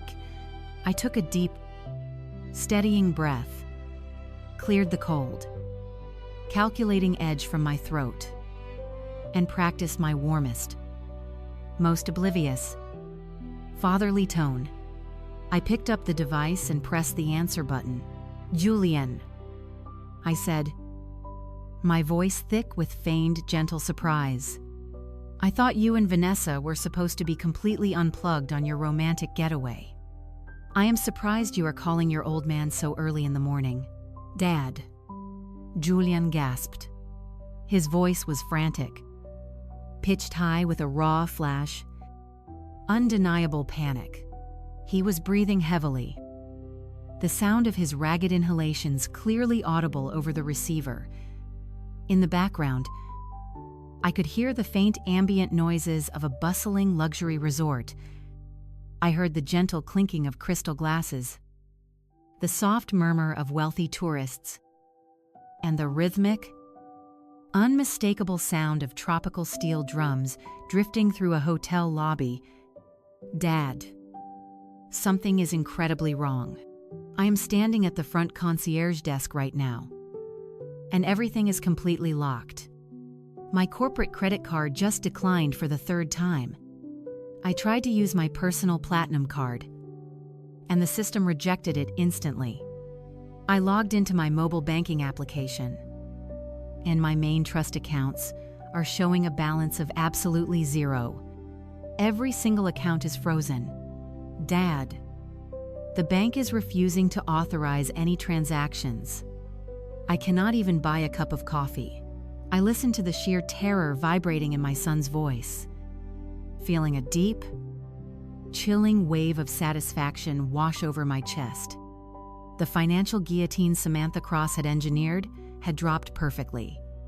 Julian was currently standing in the lavish lobby of a 5-star resort in Nassau, surrounded by unimaginable wealth. Completely and utterly destitute, he was a corporate raider without a single penny to his name. I pushed the grim smile from my face and injected a heavy dose of grandfatherly concern into my response. "Oh, Ison," I said, clicking my tongue in exaggerated sympathy. "That sounds incredibly frustrating, but you really should not be panicking over a simple banking glitch. You know how overly aggressive those automated fraud prevention algorithms can be these days. It is just a standard security protocol kicking in." A security protocol? Julian practically screamed into the phone. "Dad, they have locked everything. The concierge is looking at me like I am some kind of vagrant. They are threatening to call the local authorities if I do not provide a valid form of payment for the suite. You have to call the wealth management division immediately. You have to tell them to lift the security hold on my accounts right now." I let out a long, slow sigh, perfectly mimicking the sound of an elderly man confused by modern technology. "Well, Julian, you really only have yourself to blame for this minor inconvenience," I said gently. "The bank's security system is designed to detect highly unusual, out-of-character spending patterns. You live in Boston, and suddenly massive charges are attempting to process from an international location. Of course, the fraud department froze the accounts. They are just trying to protect your assets from foreign thieves. But I am the one spending the money," Julian pleaded, his voice cracking with desperation. "I am the account holder. Tell them I am traveling. Tell them I am on my vacation." I chuckled softly. A varm, completely oblivious sound. I am sure they will understand once we explain it to them. "Son, I will simply call the customer service line and inform the fraud department that you are exactly where you said you would be. I will tell them you and Vanessa are safely enjoying your romantic trip in the Swiss Alps. I will assure the bank that any charges originating from the European Union are entirely legitimate and authorized by you." The silence that instantly swallowed the other end of the phone line was absolutely magnificent. It was the heavy, suffocating silence of a man realizing he had just stepped squarely onto a hidden landmine. Julian could not correct me. He could not scream that he was actually standing in a bank lobby in the Bahamas, attempting to initiate a hostile corporate takeover. If he admitted his true geographic location, he would completely obliterate the alpine smokescreen he had so carefully constructed. He would instantly confess to lying about the vacation, the stolen car money, and the true purpose of his trip. He was entirely trapped within the walls of his own deceit. He had to accept the Swiss narrative or confess to the corporate treason. "Dad," he finally whispered, his voice trembling with a terrifying dawning realization. "Please."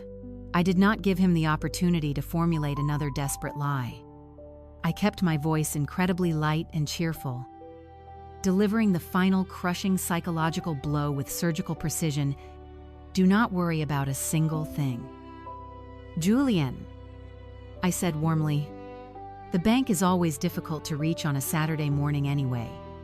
I am actually heading out the door right now for a long, quiet weekend retreating to my coastal estate in Maine.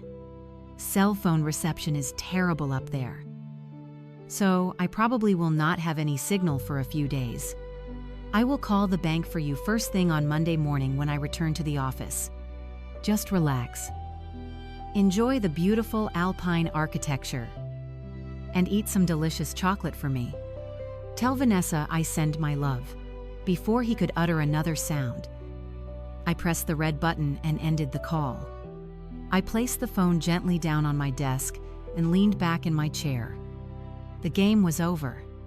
I closed my eyes and smiled, savoring the absolute silence of the room. My trap was now perfectly set. They were stranded, exposed, and utterly alone. I remained seated at my mahogany desk for a long time after ending the call with my son. The silence in my study was absolute, a stark contrast to the frantic desperation that was currently unfolding thousands of miles away in a sunlit Caribbean lobby. I knew exactly what Julian was going to do next. When a man believes he is drowning, he grasps at the nearest floating debris. No matter how fragile, his corporate identity was erased.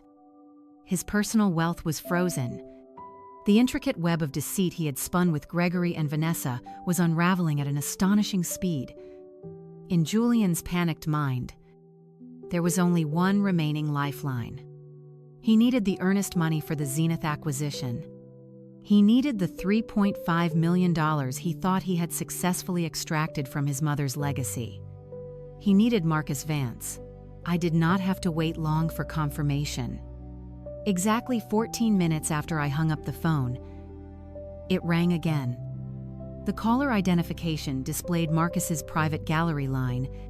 I answered immediately. "Arthur," Marcus said, his rough voice carrying a distinct edge of grim amusement. "You called it perfectly. The kid just phoned the gallery." He was absolutely losing his mind. I leaned forward, resting my forearms on the cool surface of my desk. "Walk me through it." "Marcus." "Leave nothing out." Marcus cleared his throat. He called my direct line, bypassing the receptionist entirely. He was shouting so loudly, I had to hold the receiver away from my ear. He completely dropped that slick, arrogant businessman routine he tried to pull on me yesterday. He was begging. He demanded I manually override the 24-hour internal security hold on the wire transfer. He told me it was a matter of life and death, a critical business emergency that could not wait another minute. He practically ordered me to push the $3.5 million through to his offshore account immediately. "And how exactly did you respond?" I asked, feeling a cold satisfaction blooming in my chest. "I gave him the exact dose of reality you requested." Marcus replied smoothly. I told him to lower his voice and listen to me very carefully. I informed him that I could not push the wire transfer through even if I wanted to, because the funds were no longer under my control. I let that hang in the air for a second. Marcus continued, and I could hear the kid hyperventilating on the other end. Then I delivered the killing blow. I told Julian that early this morning, the Massachusetts Registry of Motor Vehicles officially flagged the title of the 1955 Porsche 550 Spyder as a stolen asset. I told him that the legal executive of the estate had filed a formal dispute, claiming the vehicle was unlawfully removed from a private residence and fraudulently presented for sale. I closed my eyes, picturing Julian standing in the middle of that lavish resort lobby, the tropical heat suddenly turning to ice in his veins. What did he say to that? I asked quietly. He tried to deny it. Of course. Marcus scoffed. He started stammering, swearing it was a massive misunderstanding, claiming he had your full permission to liquidate the estate. He insisted that if I just gave him the money, he would sort out the paperwork with you later. But his voice was shaking. Arthur. He knew the game was up. I cut him off before he could spin another pathetic lie. I told him it was far beyond a simple paperwork dispute now. I informed him that because he attempted to wire the proceeds of a stolen asset across international borders, the transaction had automatically triggered an alert with federal banking authorities. The funds were completely impounded by the federal government under suspicion of international wire fraud and money laundering. I told him the local authorities had already been by my warehouse to physically impound the vehicle as state evidence. The strategy was absolute. Julian could not argue with a federal banking freeze. He could not charm his way out of a money laundering investigation. He had walked into a vault, and Marcus spun the locking wheel. He went completely silent. Marcus recounted. I thought the line had dropped, but I could hear him breathing. I could hear his wife in the background, her voice shrill and demanding, asking him why the hotel manager was walking toward them with security. He finally asked me what he was supposed to do. I told him that was between him and the federal prosecutors. Then I wished him luck with his alpine vacation and hung up. I let out a slow, heavy breath. Thank you, Marcus. You have done my family an incredible service. Pendleton Horizons will remember this. You do not owe me a thing. Arthur, Marcus replied firmly. Margaret was a legend. Nobody steals her masterpiece and gets away with it. I am just glad I got to be the one to slam the door on him. Marcus ended the call, leaving me alone once again in the quiet expanse of my study. I walked over to the large bay window. The New England sun cast a bright Framlesen Nes. Unforgiving light across my property. I pictured my son miles away, stranded on a tropical island. He and Vanessa were standing in a lobby they could no longer afford. Their corporate credit cards were useless. Their bank accounts were completely locked down by Samantha Cross's maneuvers. They had no liquid cash, no way to pay for their suite, and absolutely no way to purchase a return flight home. In the Bahamas, defrauding a hotel is a serious offense. Management would not offer sympathy to Americans who suddenly could not pay their exorbitant bill. They would involve the island authorities immediately. Furthermore, the corporate coup was dead. The offshore holding firm required a massive deposit to initiate the hostile buyout of Zenith Dynamics. With those funds impounded by federal investigators, the acquisition would instantly collapse. The holding company would sever all ties with Julian to avoid federal scrutiny. Gregory, sitting in his office at my corporate headquarters, would soon realize that the offshore accounts were flagged and the money was never going to arrive. He would panic, attempting to erase his digital footprints, completely unaware that I had already promoted him into a position where his guilt was legally undeniable and fully documented. Vanessa's elaborate plan to bleed my son dry and escape with her lover had spectacularly imploded. She was now marooned on an island with a man she secretly despised. A man who was rapidly becoming the primary target of a massive federal fraud investigation. She had pushed Julian into stealing his mother's car to fund her ultimate betrayal. And in doing so, she had locked herself in the exact same inescapable cage. They were entirely isolated, stripped of their power, their wealth, and their arrogant illusions. The financial empire they had sought to conquer had instead risen up and completely crushed them. I turned away from the window and walked back to my desk. I had successfully defended the legacy Margaret and I had sacrificed everything to build. The silent war was over, and the victory was absolute. But a victory engineered in the shadows eventually demands a confrontation in the light. For 48 hours, I sat in the quiet comfort of my study, drinking dark roast coffee and watching the digital tracking software monitor their spectacular collapse. The Bahamas are an extraordinarily beautiful place to visit when you have the financial backing of a massive corporate empire. They are an unforgiving, hostile prison when your accounts are frozen, your credit cards are declined, and you are actively flagged by the federal banking system for international wire fraud. I knew exactly what they were forced to endure. They were evicted from their luxury oceanfront suite. They were unable to access the funds they had stolen from Margaret's beloved Porsche. They were entirely stranded, stripped of their power and their arrogant delusions. In the end, Julian had to swallow his towering ego and place a humiliating, desperate phone call to Vanessa's distant relatives. He had to beg for a rescue.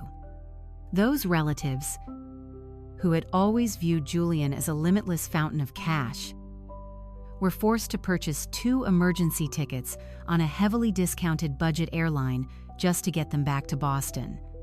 It was a humiliating, agonizing journey home, sitting in cramped middle seats, surrounded by the very people they had always considered beneath them. While they were suffering the indignity of budget travel, their desperate minds had cooked up a frantic, final plan.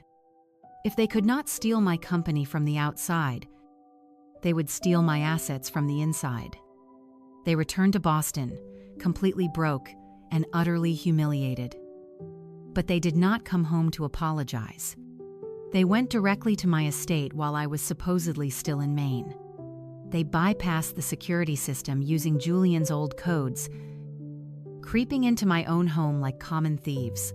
They spent hours ransacking my basement, searching desperately for any physical documents, any liquid assets, or any legal leverage they could use to save themselves from impending ruin. And they found exactly what I had intentionally left for them to find. Buried at the bottom of a box of old tax returns was an outdated, restrictive medical power of attorney. It was a document I had signed years ago before a minor surgery, strictly limiting Julian's authority to emergency medical decisions while I was under anesthesia. It had expired long ago. But to 2 desperate, cornered animals, it looked like a golden ticket. I watched them through the hidden security cameras I had installed weeks prior. I watched them contact a corrupt, sleazy notary who operated out of a strip mall. I watched them bribe him with whatever loose cash they had managed to scrape together. They meticulously altered the document, deleting the word medical and changing the restrictive clauses, transforming it into a sweeping www. General durable power of attorney that granted Julian absolute control over my entire estate. And then I watched Julian practice forging my signature until he perfected it, signing his own father's life away with a triumphant, wicked grin. With the forged document in hand, then they did not waste time with traditional banks. They went straight to a predatory, hard money lending firm. These private institutions did not care about credit checks or federal audits. They only cared about hard collateral. Julian presented the forged power of attorney and pledged my sprawling, private coastal estate in Maine, a property valued at over $20 million, as collateral for an immediate $12 million high-interest loan. The predatory lender, seeing an unencumbered, pristine coastal island, happily initiated the massive wire transfer. Julian and Vanessa thought they had won. They thought they had secured enough capital to pay off their mounting debts, flee the country, and live like royalty. completely oblivious to the fact that I was watching their every single move from the luxury penthouse I had rented downtown. I did not stop the $12 million loan from processing. I let the lender wire the funds directly into Julian's supposedly secure account, thereby ensuring the federal crime of wire fraud and massive real estate fraud was fully completed and undeniable across state lines. The moment the funds cleared, I drove back to my estate to play my final role. I was sitting in my grand library, quietly reviewing the final development reports for the upcoming quarter, when the heavy oak front doors of my estate suddenly burst open. The loud, violent sound echoed down the long hallway, followed immediately by the rapid, furious clicking of high heels against the polished hardwood floor. I did not stand up. I did not move. I simply closed my leather-bound folder, folded my hands in my lap, and waited for the storm to reach my library.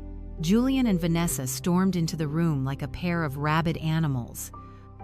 The visual contrast between the glowing, triumphant couple in the airplane selfie and the two exhausted, haggard individuals standing before me was absolutely staggering. Julian was wearing the exact same tailored blazer from the photograph, but it was now deeply wrinkled and stained with sweat. His hair was disheveled, and his face was flushed bright red with an uncontrollable, frantic rage. Vanessa looked entirely unhinged. Her delicate silk scarf was gone, replaced by a tense, rigid poster. The oversized designer sunglasses were pushed up onto her messy hair, and her eyes were wide with a fierce, calculating anger.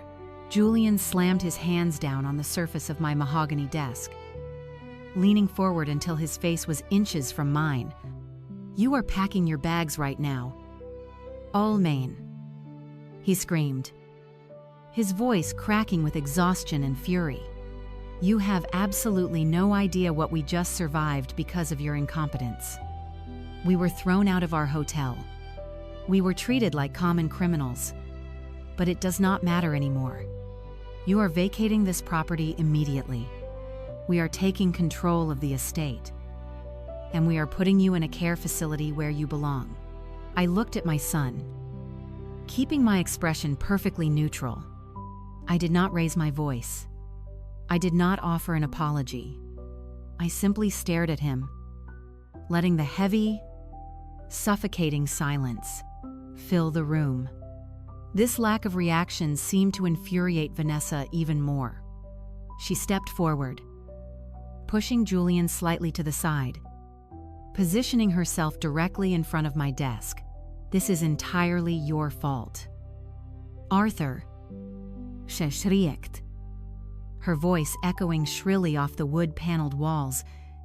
"You ruined my mental health retreat. You humiliated us. But we fixed it. We have a general power of attorney, and we just secured a $12 million loan against your main estate. We have the capital, and we have the legal authority to throw you out on the street. So pack your bags and get out of our house." I sat perfectly still, absorbing the sheer, breathtaking audacity of her words. She was screaming about a ruined trip, completely unaware that I had a high-resolution copy of the flight manifest, proving they had landed in Nassau. She was weaponizing a forged document, demanding I vacate my own home. She stood there demanding respect, while the digital transcripts of her venomous affair with Gregory sat securely on a flash drive in my pocket. I played the role of the fragile, defeated old man flawlessly. I slowly pushed my chair back, my hands trembling slightly. I did not argue. I did not fight back. I simply nodded, stood up, and shuffled slowly out of the room. Dragging my feet against the floorboards, I walked up the stairs, packed a scuffed leather duffel bag with a few old shirts, and walked back down. Julian and Vanessa were in the kitchen, loudly popping a bottle of my expensive champagne, celebrating their supposed victory. I walked right out the front door, leaving them to their arrogant delusions. Knowing that the hidden cameras were recording every single second of their celebration, I did not go to a care facility. I drove straight back to my luxury penthouse and waited for the trap to snap completely shut. I gave them exactly 48 hours to enjoy their stolen champagne and their $12 million mirage. Then, I had Samantha Cross call Julian, requesting that he and Vanessa come to the grand dining room of the estate to finalize the eviction paperwork and sign the final release forms. When Julian and Vanessa walked into the grand dining room that evening, they expected to find a broken old man ready to sign away his life. Instead, they walked into a blindingly illuminated room. The massive crystal chandelier cast a harsh, unforgiving light over the scene. Julian and Vanessa froze in their tracks. The room was not empty. Sitting around the long, polished expanse of the dining table was a carefully assembled tribunal of their absolute destruction. At the far end of the table sat Samantha Cross, her posture impeccably straight, a thick leather briefcase resting open before her.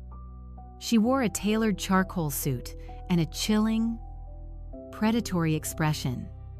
To her right sat Marcus Vance, his massive arms crossed tightly over his chest. His eyes locked onto Julian with a look of pure, unadulterated disgust. Next to Marcus sat a man they did not recognize. He was dressed in a sharp, unremarkable dark suit, projecting the quiet, dangerous authority of a federal agent. But it was the man sitting at the opposite end of the table that drained every single drop of color from Vanessa's face. Gregory, my traitorous vice president of acquisitions, was slumped in a high-backed chair, looking entirely defeated.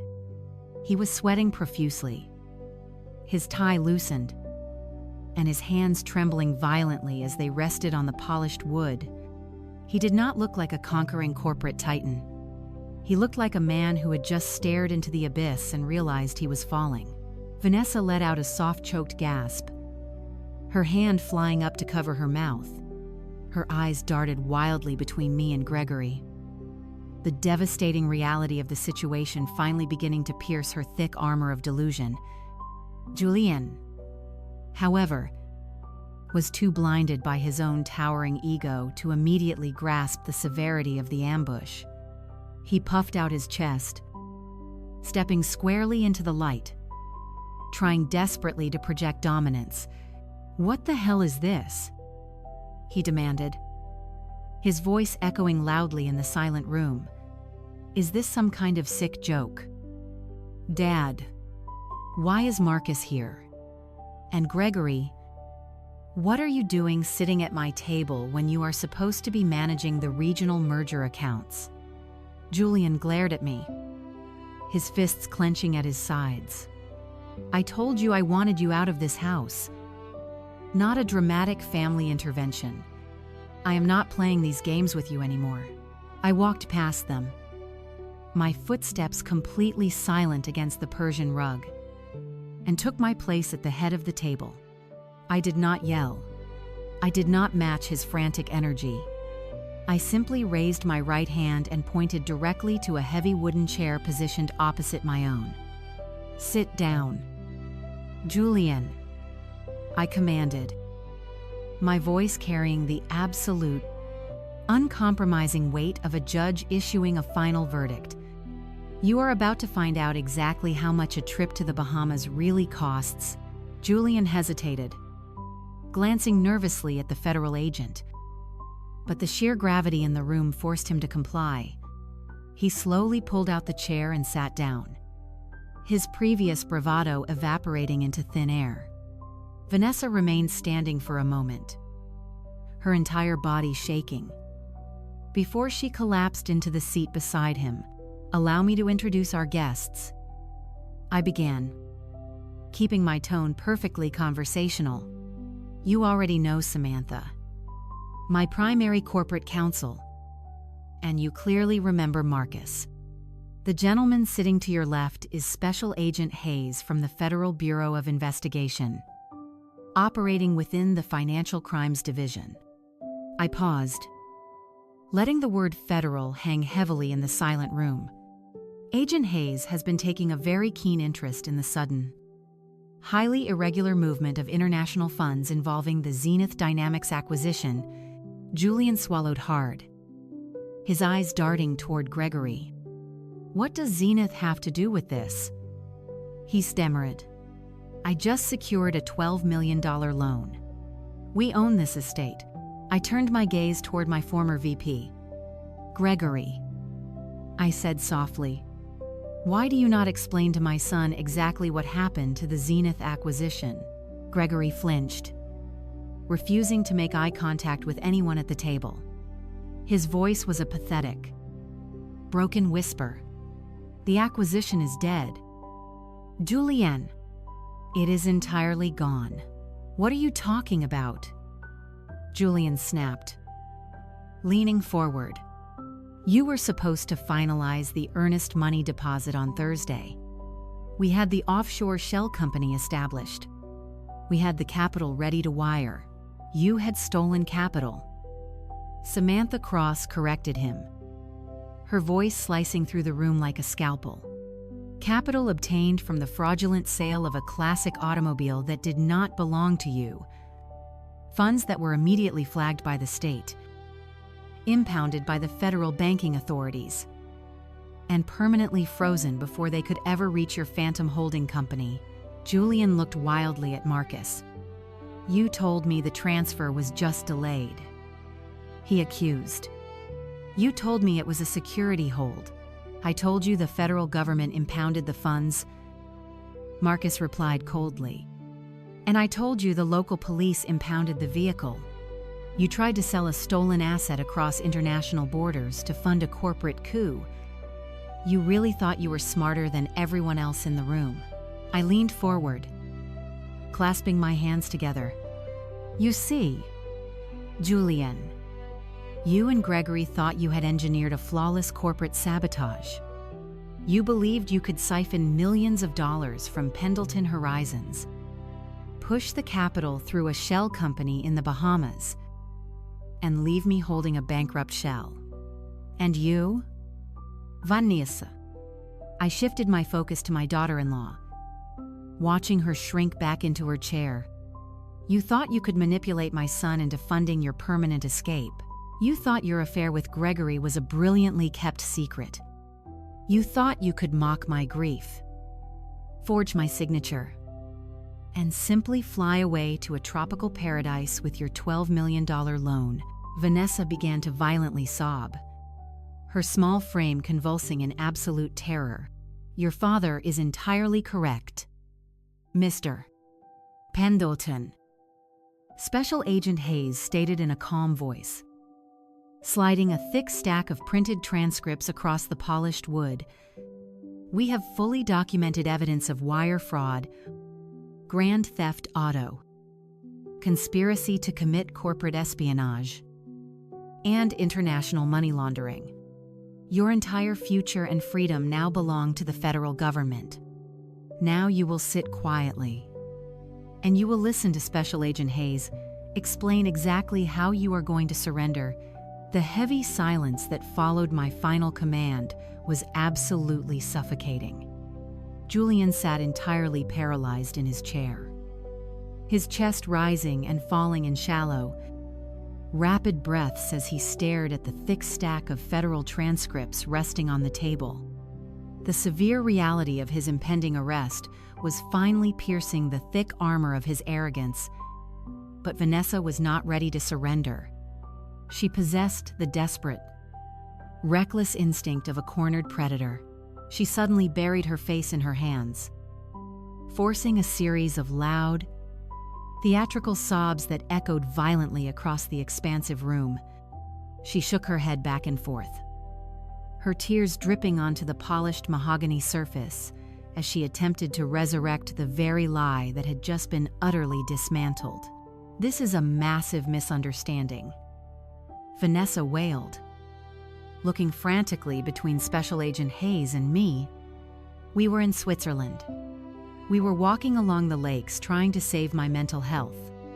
I was having a severe psychological breakdown. Arthur, you have to believe me. Julian simply wanted to take his wife on a healing retreat to Europe.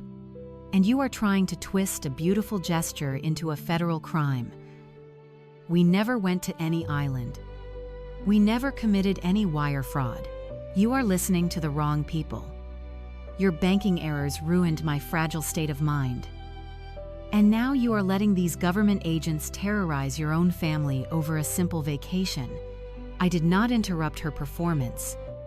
I let her cry, allowing her high-pitched voice to fill the room until her fake sobs began to sound pathetic and hollow. When she finally paused to catch her breath, I slowly reached into the leather folder resting beside my right hand. I pulled out a single crisp sheet of paper and slid it across the long table. It glided over the smooth wood and stopped directly in front of her folded hands. Vanessa stared down at the document, her forced tears instantly stopping as a wave of undeniable dread washed over her. And that is a certified copy of the private charter flight manifest, I stated, my voice completely devoid of any emotion. It clearly shows your names, your passport numbers, and the exact trajectory of your private jet. You did not fly across the Atlantic Ocean to heal your fragile mental state in Switzerland. You flew directly south, landing at the international airport in Nassau, Bahamas. You were sitting in a first-class cabin, drinking expensive champagne and reviewing travel magazines featuring Caribbean resorts. Your meticulously planned Alpine alibi is a complete fabrication. Vanessa, the federal government knows exactly where you went, exactly what time you landed, and exactly which luxury resort evicted you. Julian looked down at the flight manifest, his face turning an ashen, sickly shade of gray. Dad, he whispered weakly, his voice barely audible over the hum of the room. We can explain the destination change. It was a last-minute decision. We just wanted some sunshine. I ignored his pathetic excuse. I reached back into the leather folder and withdrew a much thicker stack of legal documents. These papers bore the official seals of the Bahamian Financial Registry.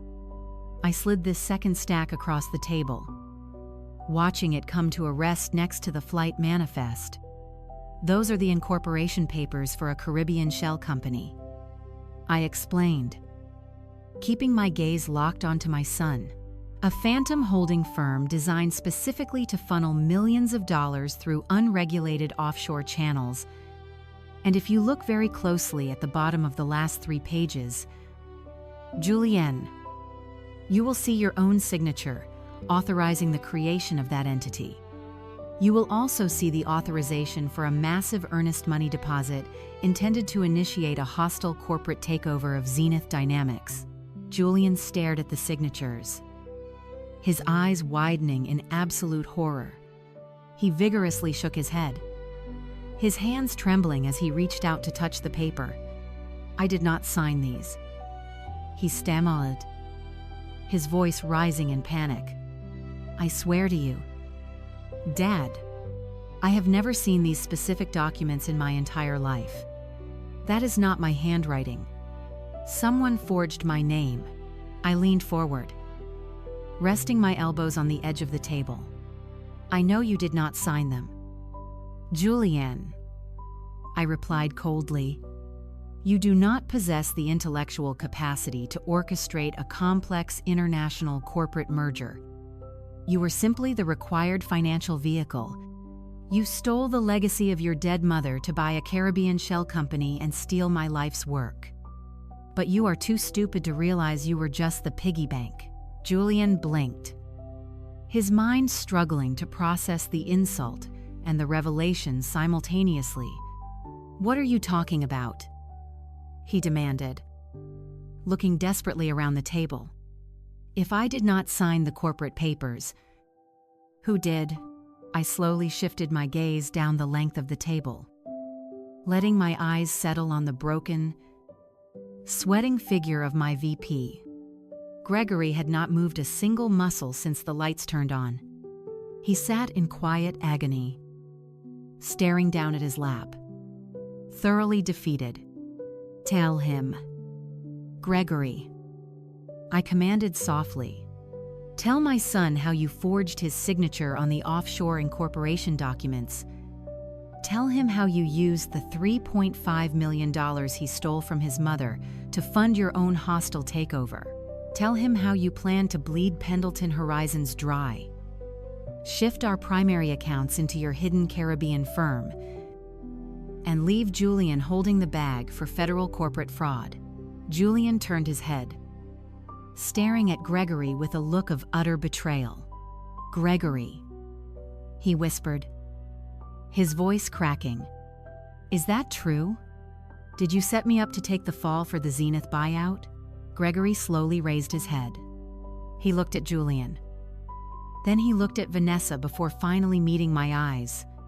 He nodded once. A slow, shameful admission of his absolute guilt. "I forged the documents," Gregory confessed, his voice dry and hollow. "I needed the earnest money to secure the offshore accounts. But I could not use my own name without triggering an internal audit. I needed a wealthy, gullible proxy. I needed someone with a high enough corporate clearance to bypass the initial security checks, but foolish enough to believe they were actually in charge." Julian looked like he had just been physically struck. He slumped back in his chair, the reality of his monumental failure crashing down upon his shoulders. He had betrayed his father, stolen from the estate of his mother, and risked his entire future, all to be manipulated by a man he thought was his partner.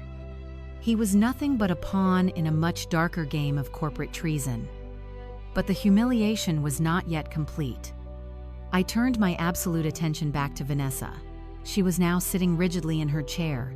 "You thought you could manipulate my son into funding your permanent escape," I stated. "You actively orchestrated the timeline to align perfectly with the sabotage." Julian stared at his wife with wide eyes. "Because Gregory is never just an accomplice. He is your lover." The words hung in the air, sharp and inescapable. Julian physically recoiled, his eyes darting frantically between my face and the woman sitting beside him. He shook his head in violent, jerky motions, letting out a breathless, broken laugh that sounded more like a wheeze. "That is insane," Julian stammered, his voice climbing an octave. "That is absolutely ridiculous. Vanessa loves me. She would never do something like that. You are just trying to turn me against her because you hate that I finally took control of my own life." Vanessa seized the momentary sliver of doubt, leaning heavily against Julian and gripping his forearm with white-knuckled intensity. She forced another stream of theatrical tears, burying her face against his shoulder. "Do not listen to him, Julian," she wept, her voice muffled against his jacket. "He is trying to destroy our marriage to punish you. He is a sick and paranoid old man making up vile lies to manipulate you. Gregory and I only spoke about corporate matters because I was trying to help you succeed. I did not raise my voice to argue. Arguing is what you do when your position is weak and your evidence is lacking. I simply reached into the inner pocket of my tailored suit jacket and slowly withdrew the small black solid-state drive. The very same drive my beautiful, brilliant Margaret had hidden deep inside the dashboard clock of her Porsche before she passed. I held it up between my thumb and forefinger, letting the harsh light of the crystal chandelier catch its casing. My wife was a woman of extraordinary perception, I said, my voice carrying a quiet, resonant authority that commanded absolute silence. Margaret saw through your cheap synthetic charm the very first day Julian brought you to our home. Vanessa, She knew you were a parasite searching for a host. But she also knew that a mother simply telling her son that his wife is a toxic manipulator is a battle a mother rarely wins. She knew Julian would blindly defend you, so she decided to gather the necessary ammunition to protect this family. Even while her body was failing her, her mind remained as sharp as a razor. I turned away from the table and walked slowly toward the massive flat-screen television mounted on the far wall of the dining room. The silence behind me was absolute. I could feel their eyes tracking my every movement. I reached behind the sleek display panel and inserted the drive into the primary digital port. I picked up the remote control resting on the polished credenza, turned to face the room, and pressed the input button. The large screen flickered to life, illuminating the dim corners of the room with a sudden cold blue glow. I looked at Gregory, who was now weeping silently into his hands. Completely shattered, I looked at Vanessa, whose fake tears had instantly vanished, replaced by a mask of raw, visceral terror. And finally, I looked at my son, who was staring at the blank screen with the terrified anticipation of a man standing on the tracks, listening to the roar of an approaching train. Margaret hired a private firm to install hidden surveillance inside your home 6 months ago, I stated flatly. She placed a camera directly inside your own living room. Julian.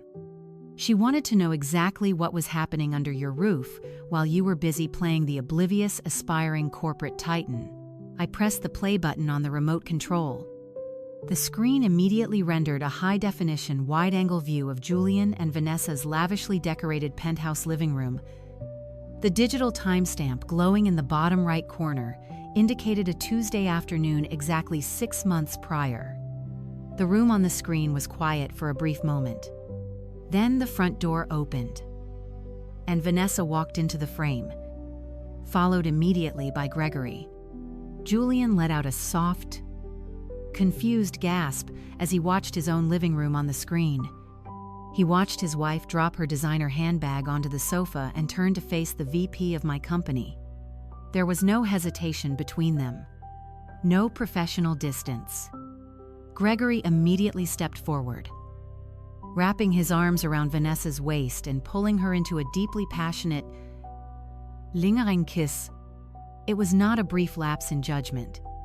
It was the comfortable, routine intimacy of a long-standing, deeply entrenched affair. Julian stopped breathing. He sat frozen in his chair, his hands gripping the mahogany table so tightly his knuckles turned a ghostly white. The man on the screen, his trusted corporate mentor, pulled away from the kiss and smiled down at Vanessa. He actually bought the offshore expansion pitch, Gregory said on the recording, his voice echoing clearly through the surround sound speakers. I cannot believe how unbelievably gullible your husband is. I told him he needed to establish an independent shell company in the Bahamas to bypass Arthur's oversight. And he just nodded and asked for the paperwork. Vanessa laughed on the recording. It was a cruel, sharp sound that sliced through the heavy silence of my estate. Julian is a desperate idiot, she replied, pouring 2 glasses of wine and handing one to Gregory. He is so desperate to step out of his father's shadow that he will sign absolutely anything you put in front of him. He thinks he is a genius executing a masterstroke. Gregory took a sip of the wine and smirked.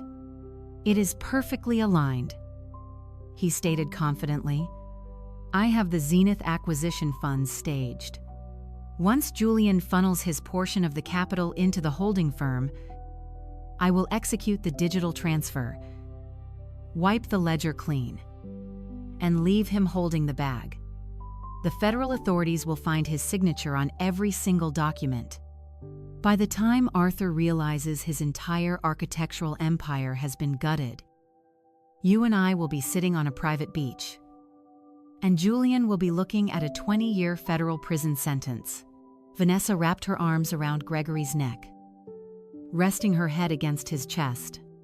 "I cannot wait to be done with him," she whispered lovingly on the recording. "Just make sure the money clears before we disappear. I do not want to spend another miserable day pretending to care about this pathetic family." I pressed the pause button, freezing the image of Vanessa and Gregory in a loving embrace on the massive screen. The digital silence crashed back into the room, heavier and more suffocating than before. I did not say a word. I simply looked at my son. Julian was completely destroyed. The physical transformation was immediate and absolute. The arrogant, demanding, corporate raider who had stormed into my house, demanding apologies and evictions, was entirely gone. His chest was heaving with irregular whine, ragged breaths. A low, agonizing sound clawed its way out of his throat. A sound of pure, unadulterated heartbreak and fundamental betrayal. He looked at the paused image on the screen, then slowly turned his head to look at Vanessa. She was staring at her lap, refusing to meet his eyes, her face pale and devoid of any defense. The words hung in the air, a lethal strike that severed the last thread of my son's sanity. Julian stared at the frozen image on the screen. His eyes tracked the intimate posture of his wife resting against his corporate mentor. A deep guttural sound tore its way out of his throat. He did not yell or demand an explanation. The betrayal was absolute, the humiliation profound. In a fraction of a second, the shock contorted into blinding rage. Julian lunged forward across the dining table. He moved with sudden, violent velocity, sending his chair crashing onto the polished floor. He threw his body weight over the mahogany surface, scattering the pristine stacks of federal transcripts.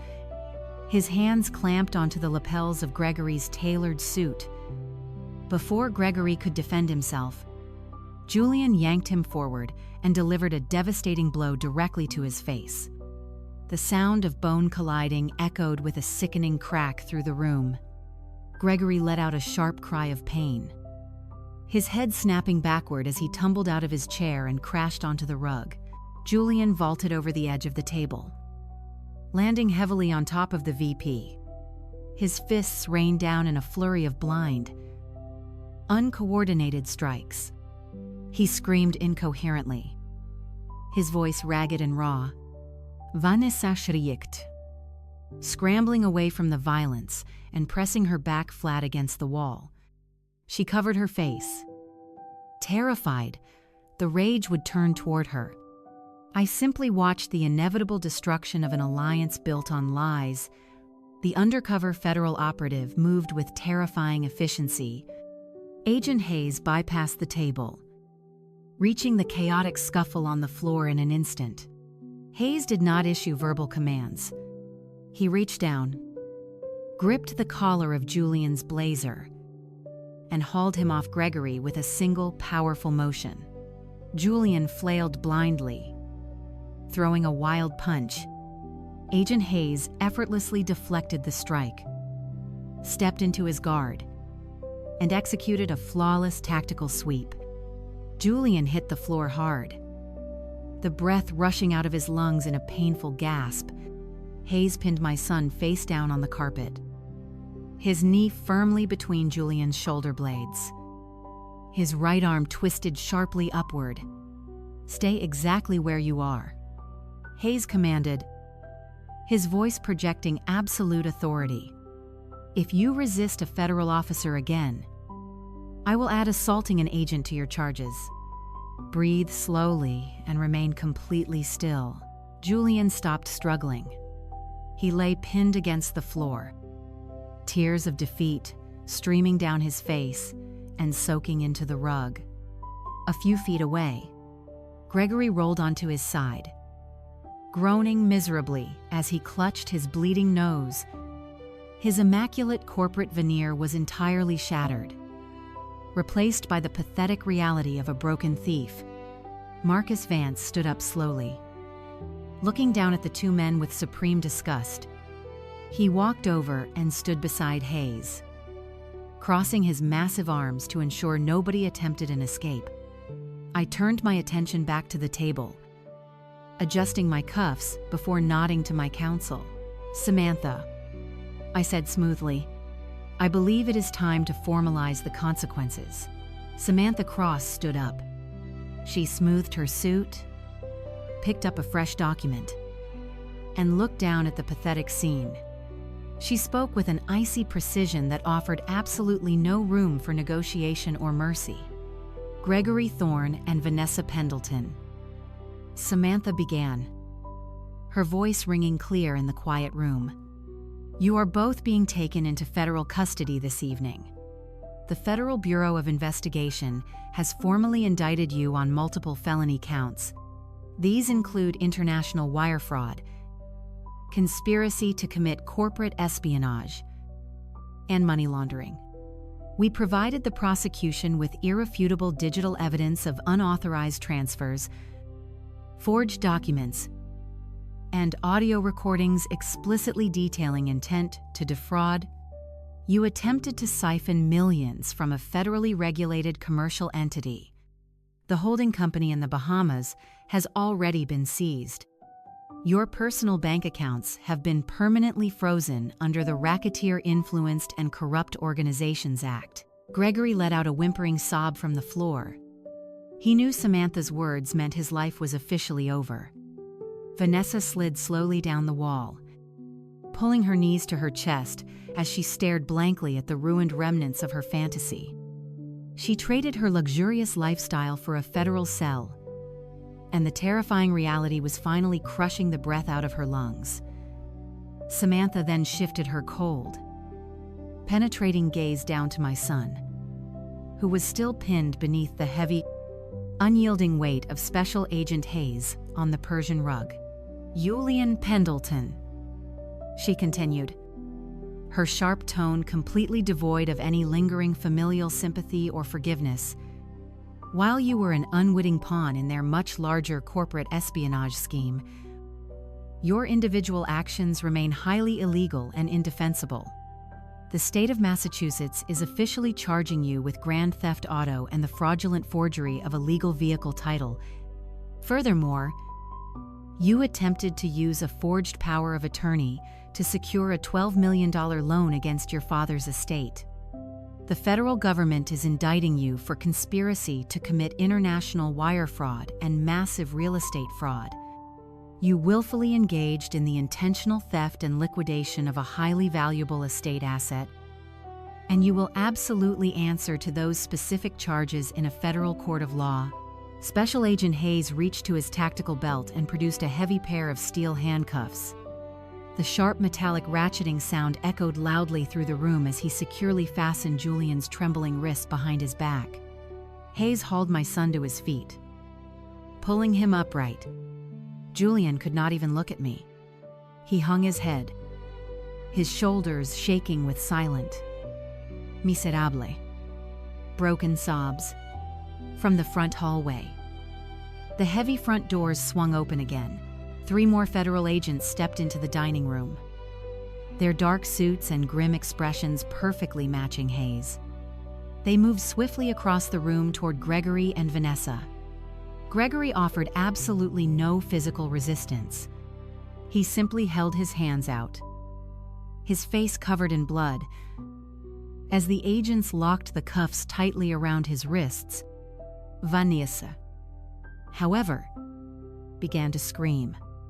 It was a shrill, genuine scream of absolute panic.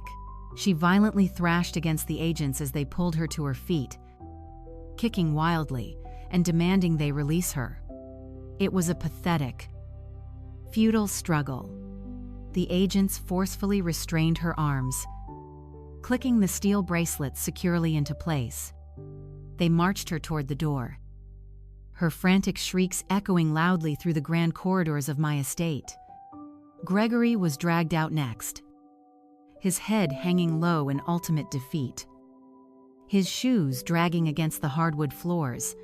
Finally, Agent Hayes pushed Julian forward, My son paused for a brief fraction of a second at the threshold of the room. He turned his head slightly, offering me a final, shattered glance of desperate apology. I did not soften my expression. I did not offer a comforting nod.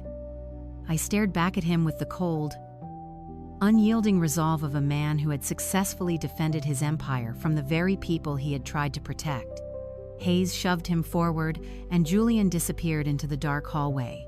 The heavy oak doors slammed shut behind them, sealing the silence back into the house. I turned to look at Marcus Vance and Samantha Cross. The silent war was completely finished, and I remained the undisputed king of the battlefield. But just before the heavy oak doors could completely seal him away into the dark hallway, Julian suddenly wrenched his body sideways. He threw his weight against the tactical grip of Special Agent Hayes, catching the federal officer momentarily off guard. The sudden, desperate movement caused Julian to lose his balance, and he crashed heavily onto his knees. Instead of standing back up, he scrambled across the polished hardwood floor, dragging his handcuffed wrists awkwardly behind his back. He moved like a wounded, pathetic animal, his breathing ragged and frantic, until he reached the edge of the Persian rug where I stood. Before anyone could intercept him, Julian lunged forward and buried his face against my leg. He desperately clamped his arms around my knees, his tears soaking into the fabric of my tailored trousers. The grand dining room, previously filled with the chaotic sounds of federal arrests, suddenly plunged back into a suffocating heavy silence. Agent Hayes immediately stepped forward to retrieve his prisoner, his face flushed with professional embarrassment. But I raised my right hand. I held my palm flat in the air. A silent, absolute command for the federal agent to wait. I wanted to hear exactly what my son had to say. Julian looked up at me, his face a bruised, swollen mask of absolute terror and devastation. His jaw was trembling, and a thin line of blood trickled from the corner of his mouth where he had bitten his lip during the struggle. "Dad, please," he begged, his voice cracking into a high, desperate whine. "You have to stop them. You have to tell them this is a mistake." I did not want any of this to happen. I was manipulated. Vanessa and Gregory, they used me. They twisted my mind and made me believe I was doing the right thing for the firm. I never wanted to steal from you. I never wanted to hurt you or Mom. You know me.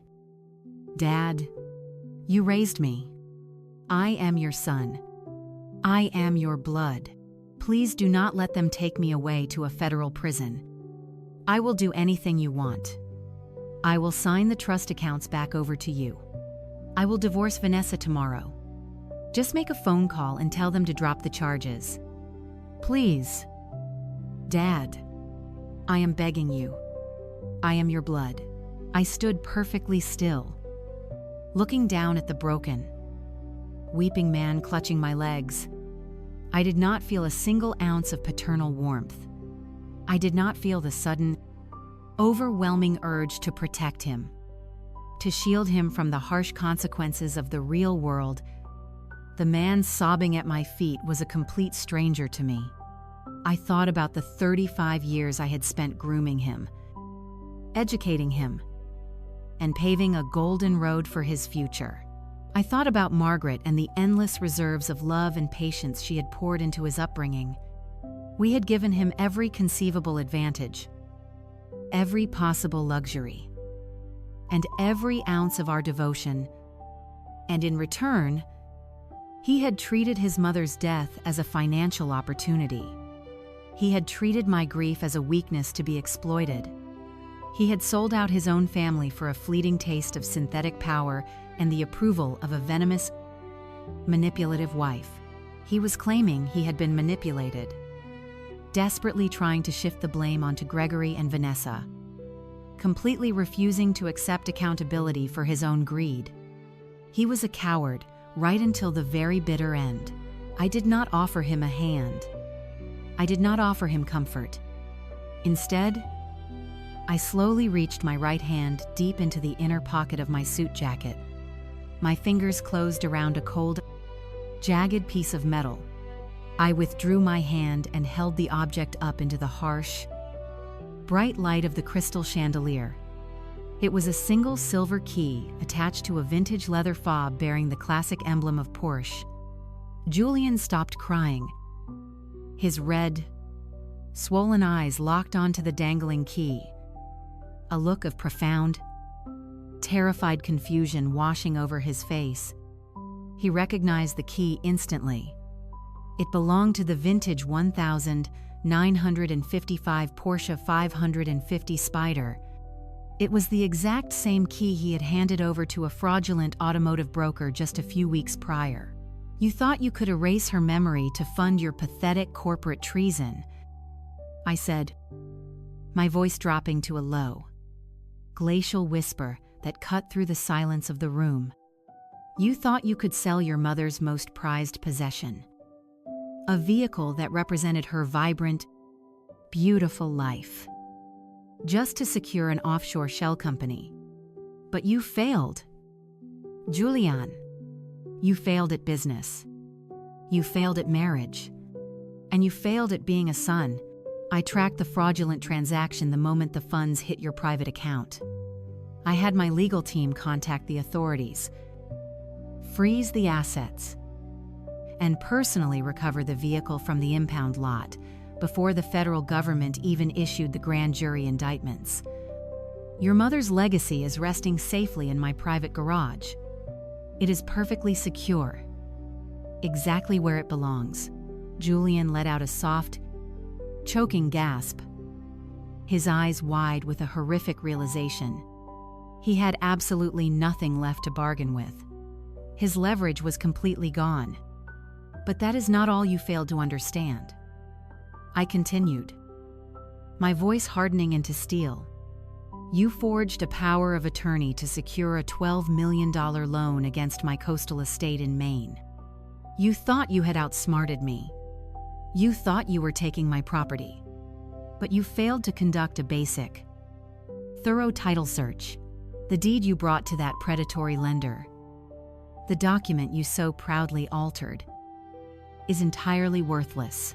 The color completely drained from his face, leaving his skin a sickly ashen gray. He stopped struggling against his cuffs, his breathing hitching in his chest. I established a federal conservation easement and a permanent blind trust for that coastal estate 5 years ago. I explained, watching with profound satisfaction as his soul seemingly left his body. The property belongs entirely to the Federal Wildlife Sanctuary Trust, managed by an independent fiduciary. It legally cannot be subdivided, commercially developed, or used as collateral for a commercial mortgage by anyone. Ever? My personal signature carries absolutely no legal weight to authorize a transfer of ownership. I cannot give away an asset I do not legally possess.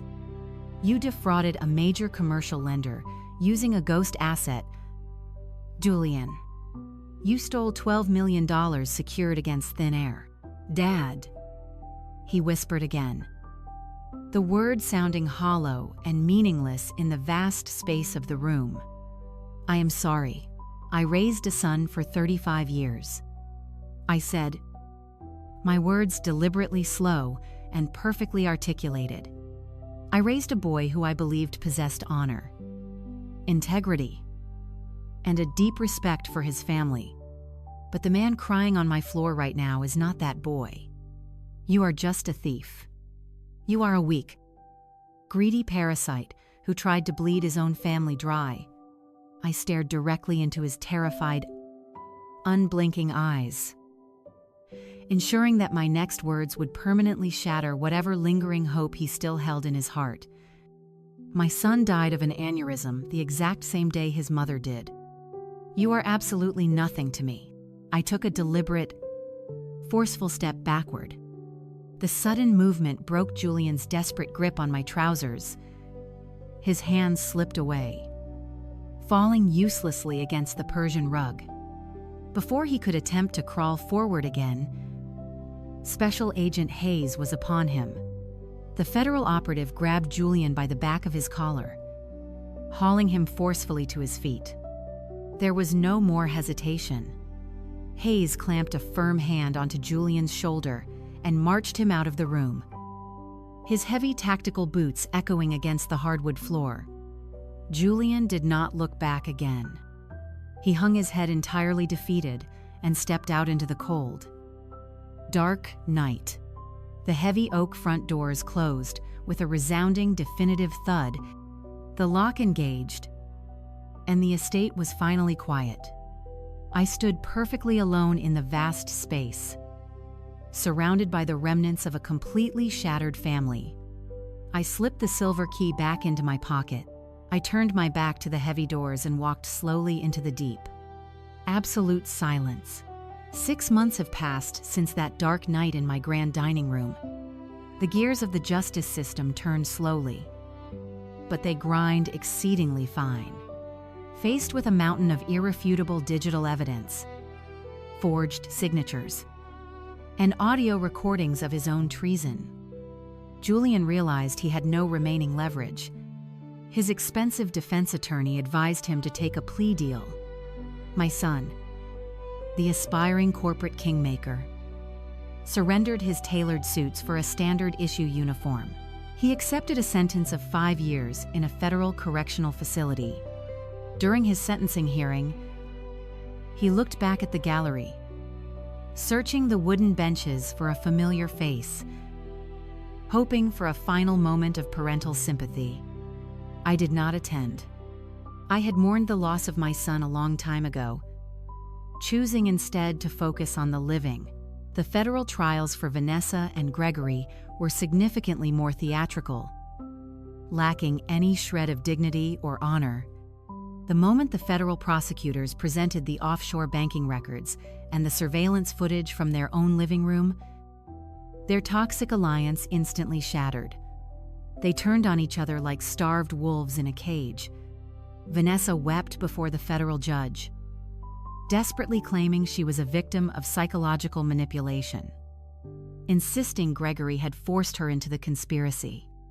Gregory retaliated by producing hundreds of text messages proving Vanessa was the primary architect of the financial drain, detailing her relentless greed and her explicit plans to abandon Julian. The judge was entirely unmoved by their pathetic, venomous display. They were both handed 10-year sentences in a federal penitentiary for wire fraud, corporate espionage, and international money laundering.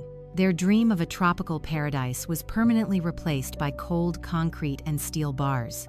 With the parasites surgically removed from my life, I turned my absolute attention back to Pendleton Architectural Horizons. The betrayal had exposed a deep, systemic rot within the executive level of my own empire. I did not hesitate.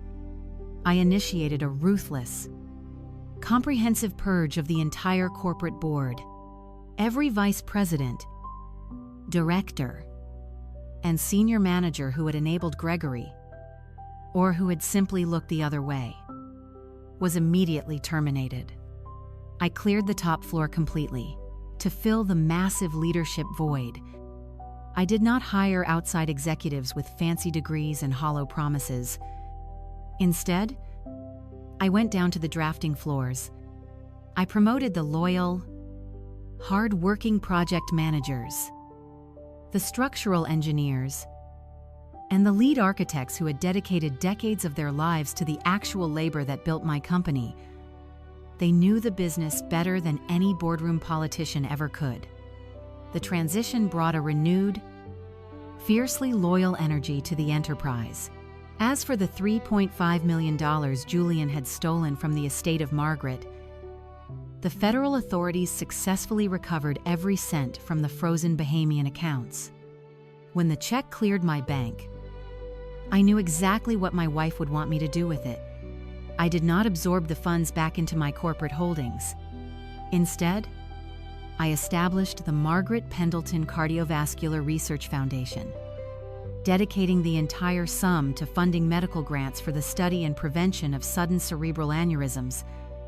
Her name would not be associated with a cheap, fraudulent Caribbean shell company.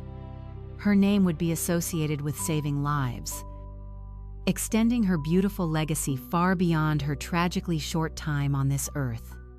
Furthermore, the sprawling coastal estate in Maine was fully transitioned into a serene, state-of-the-art retreat for disabled veterans and marine biology research, ensuring the land remained a sanctuary forever.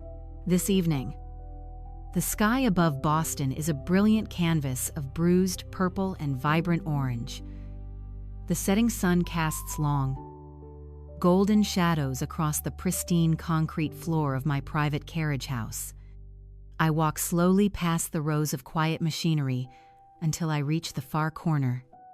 The 1955 Porsche 550 Spyder sits perfectly still, its polished nightshade silver paint gleaming flawlessly in the fading light. I pull the silver key from my pocket, open the driver's side door, and slide into the vintage red leather seat. The cabin smells of old oil, rich leather, and the faint, lingering memory of Margaret herself. I reach out, running my hand gently over the smooth wooden rim of the steering wheel. She had lovingly restored every single inch of this magnificent machine with her own bare hands. Pouring her soul into the restoration project, I insert the key into the ignition and turn it. The massive engine roars to life, a deep, powerful mechanical thunder that warmly shakes the very foundation of the garage. It is a perfect machine, built by a truly perfect woman. I shift the heavy manual transmission confidently into gear, pull out of the driveway, and drive forward into the glowing horizon, knowing my beautiful wife is smiling down upon me, finally and entirely at peace with my life and my protected legacy. I know she would be proud of the choices I made to defend her memory. Greed is a venom that blinds you to the hands that feed you. When you view family as nothing more than a resource to be exploited, you forfeit your right to their loyalty, their protection, and their love. True legacy is never built on what you can inherit or steal. It is built on integrity, hard work, and the respect you show to those who paved the way. Never mistake an old man's silence for ignorance, and never underestimate a parent's willingness to burn their own empire to the ground just to ensure the rats do not get the feast.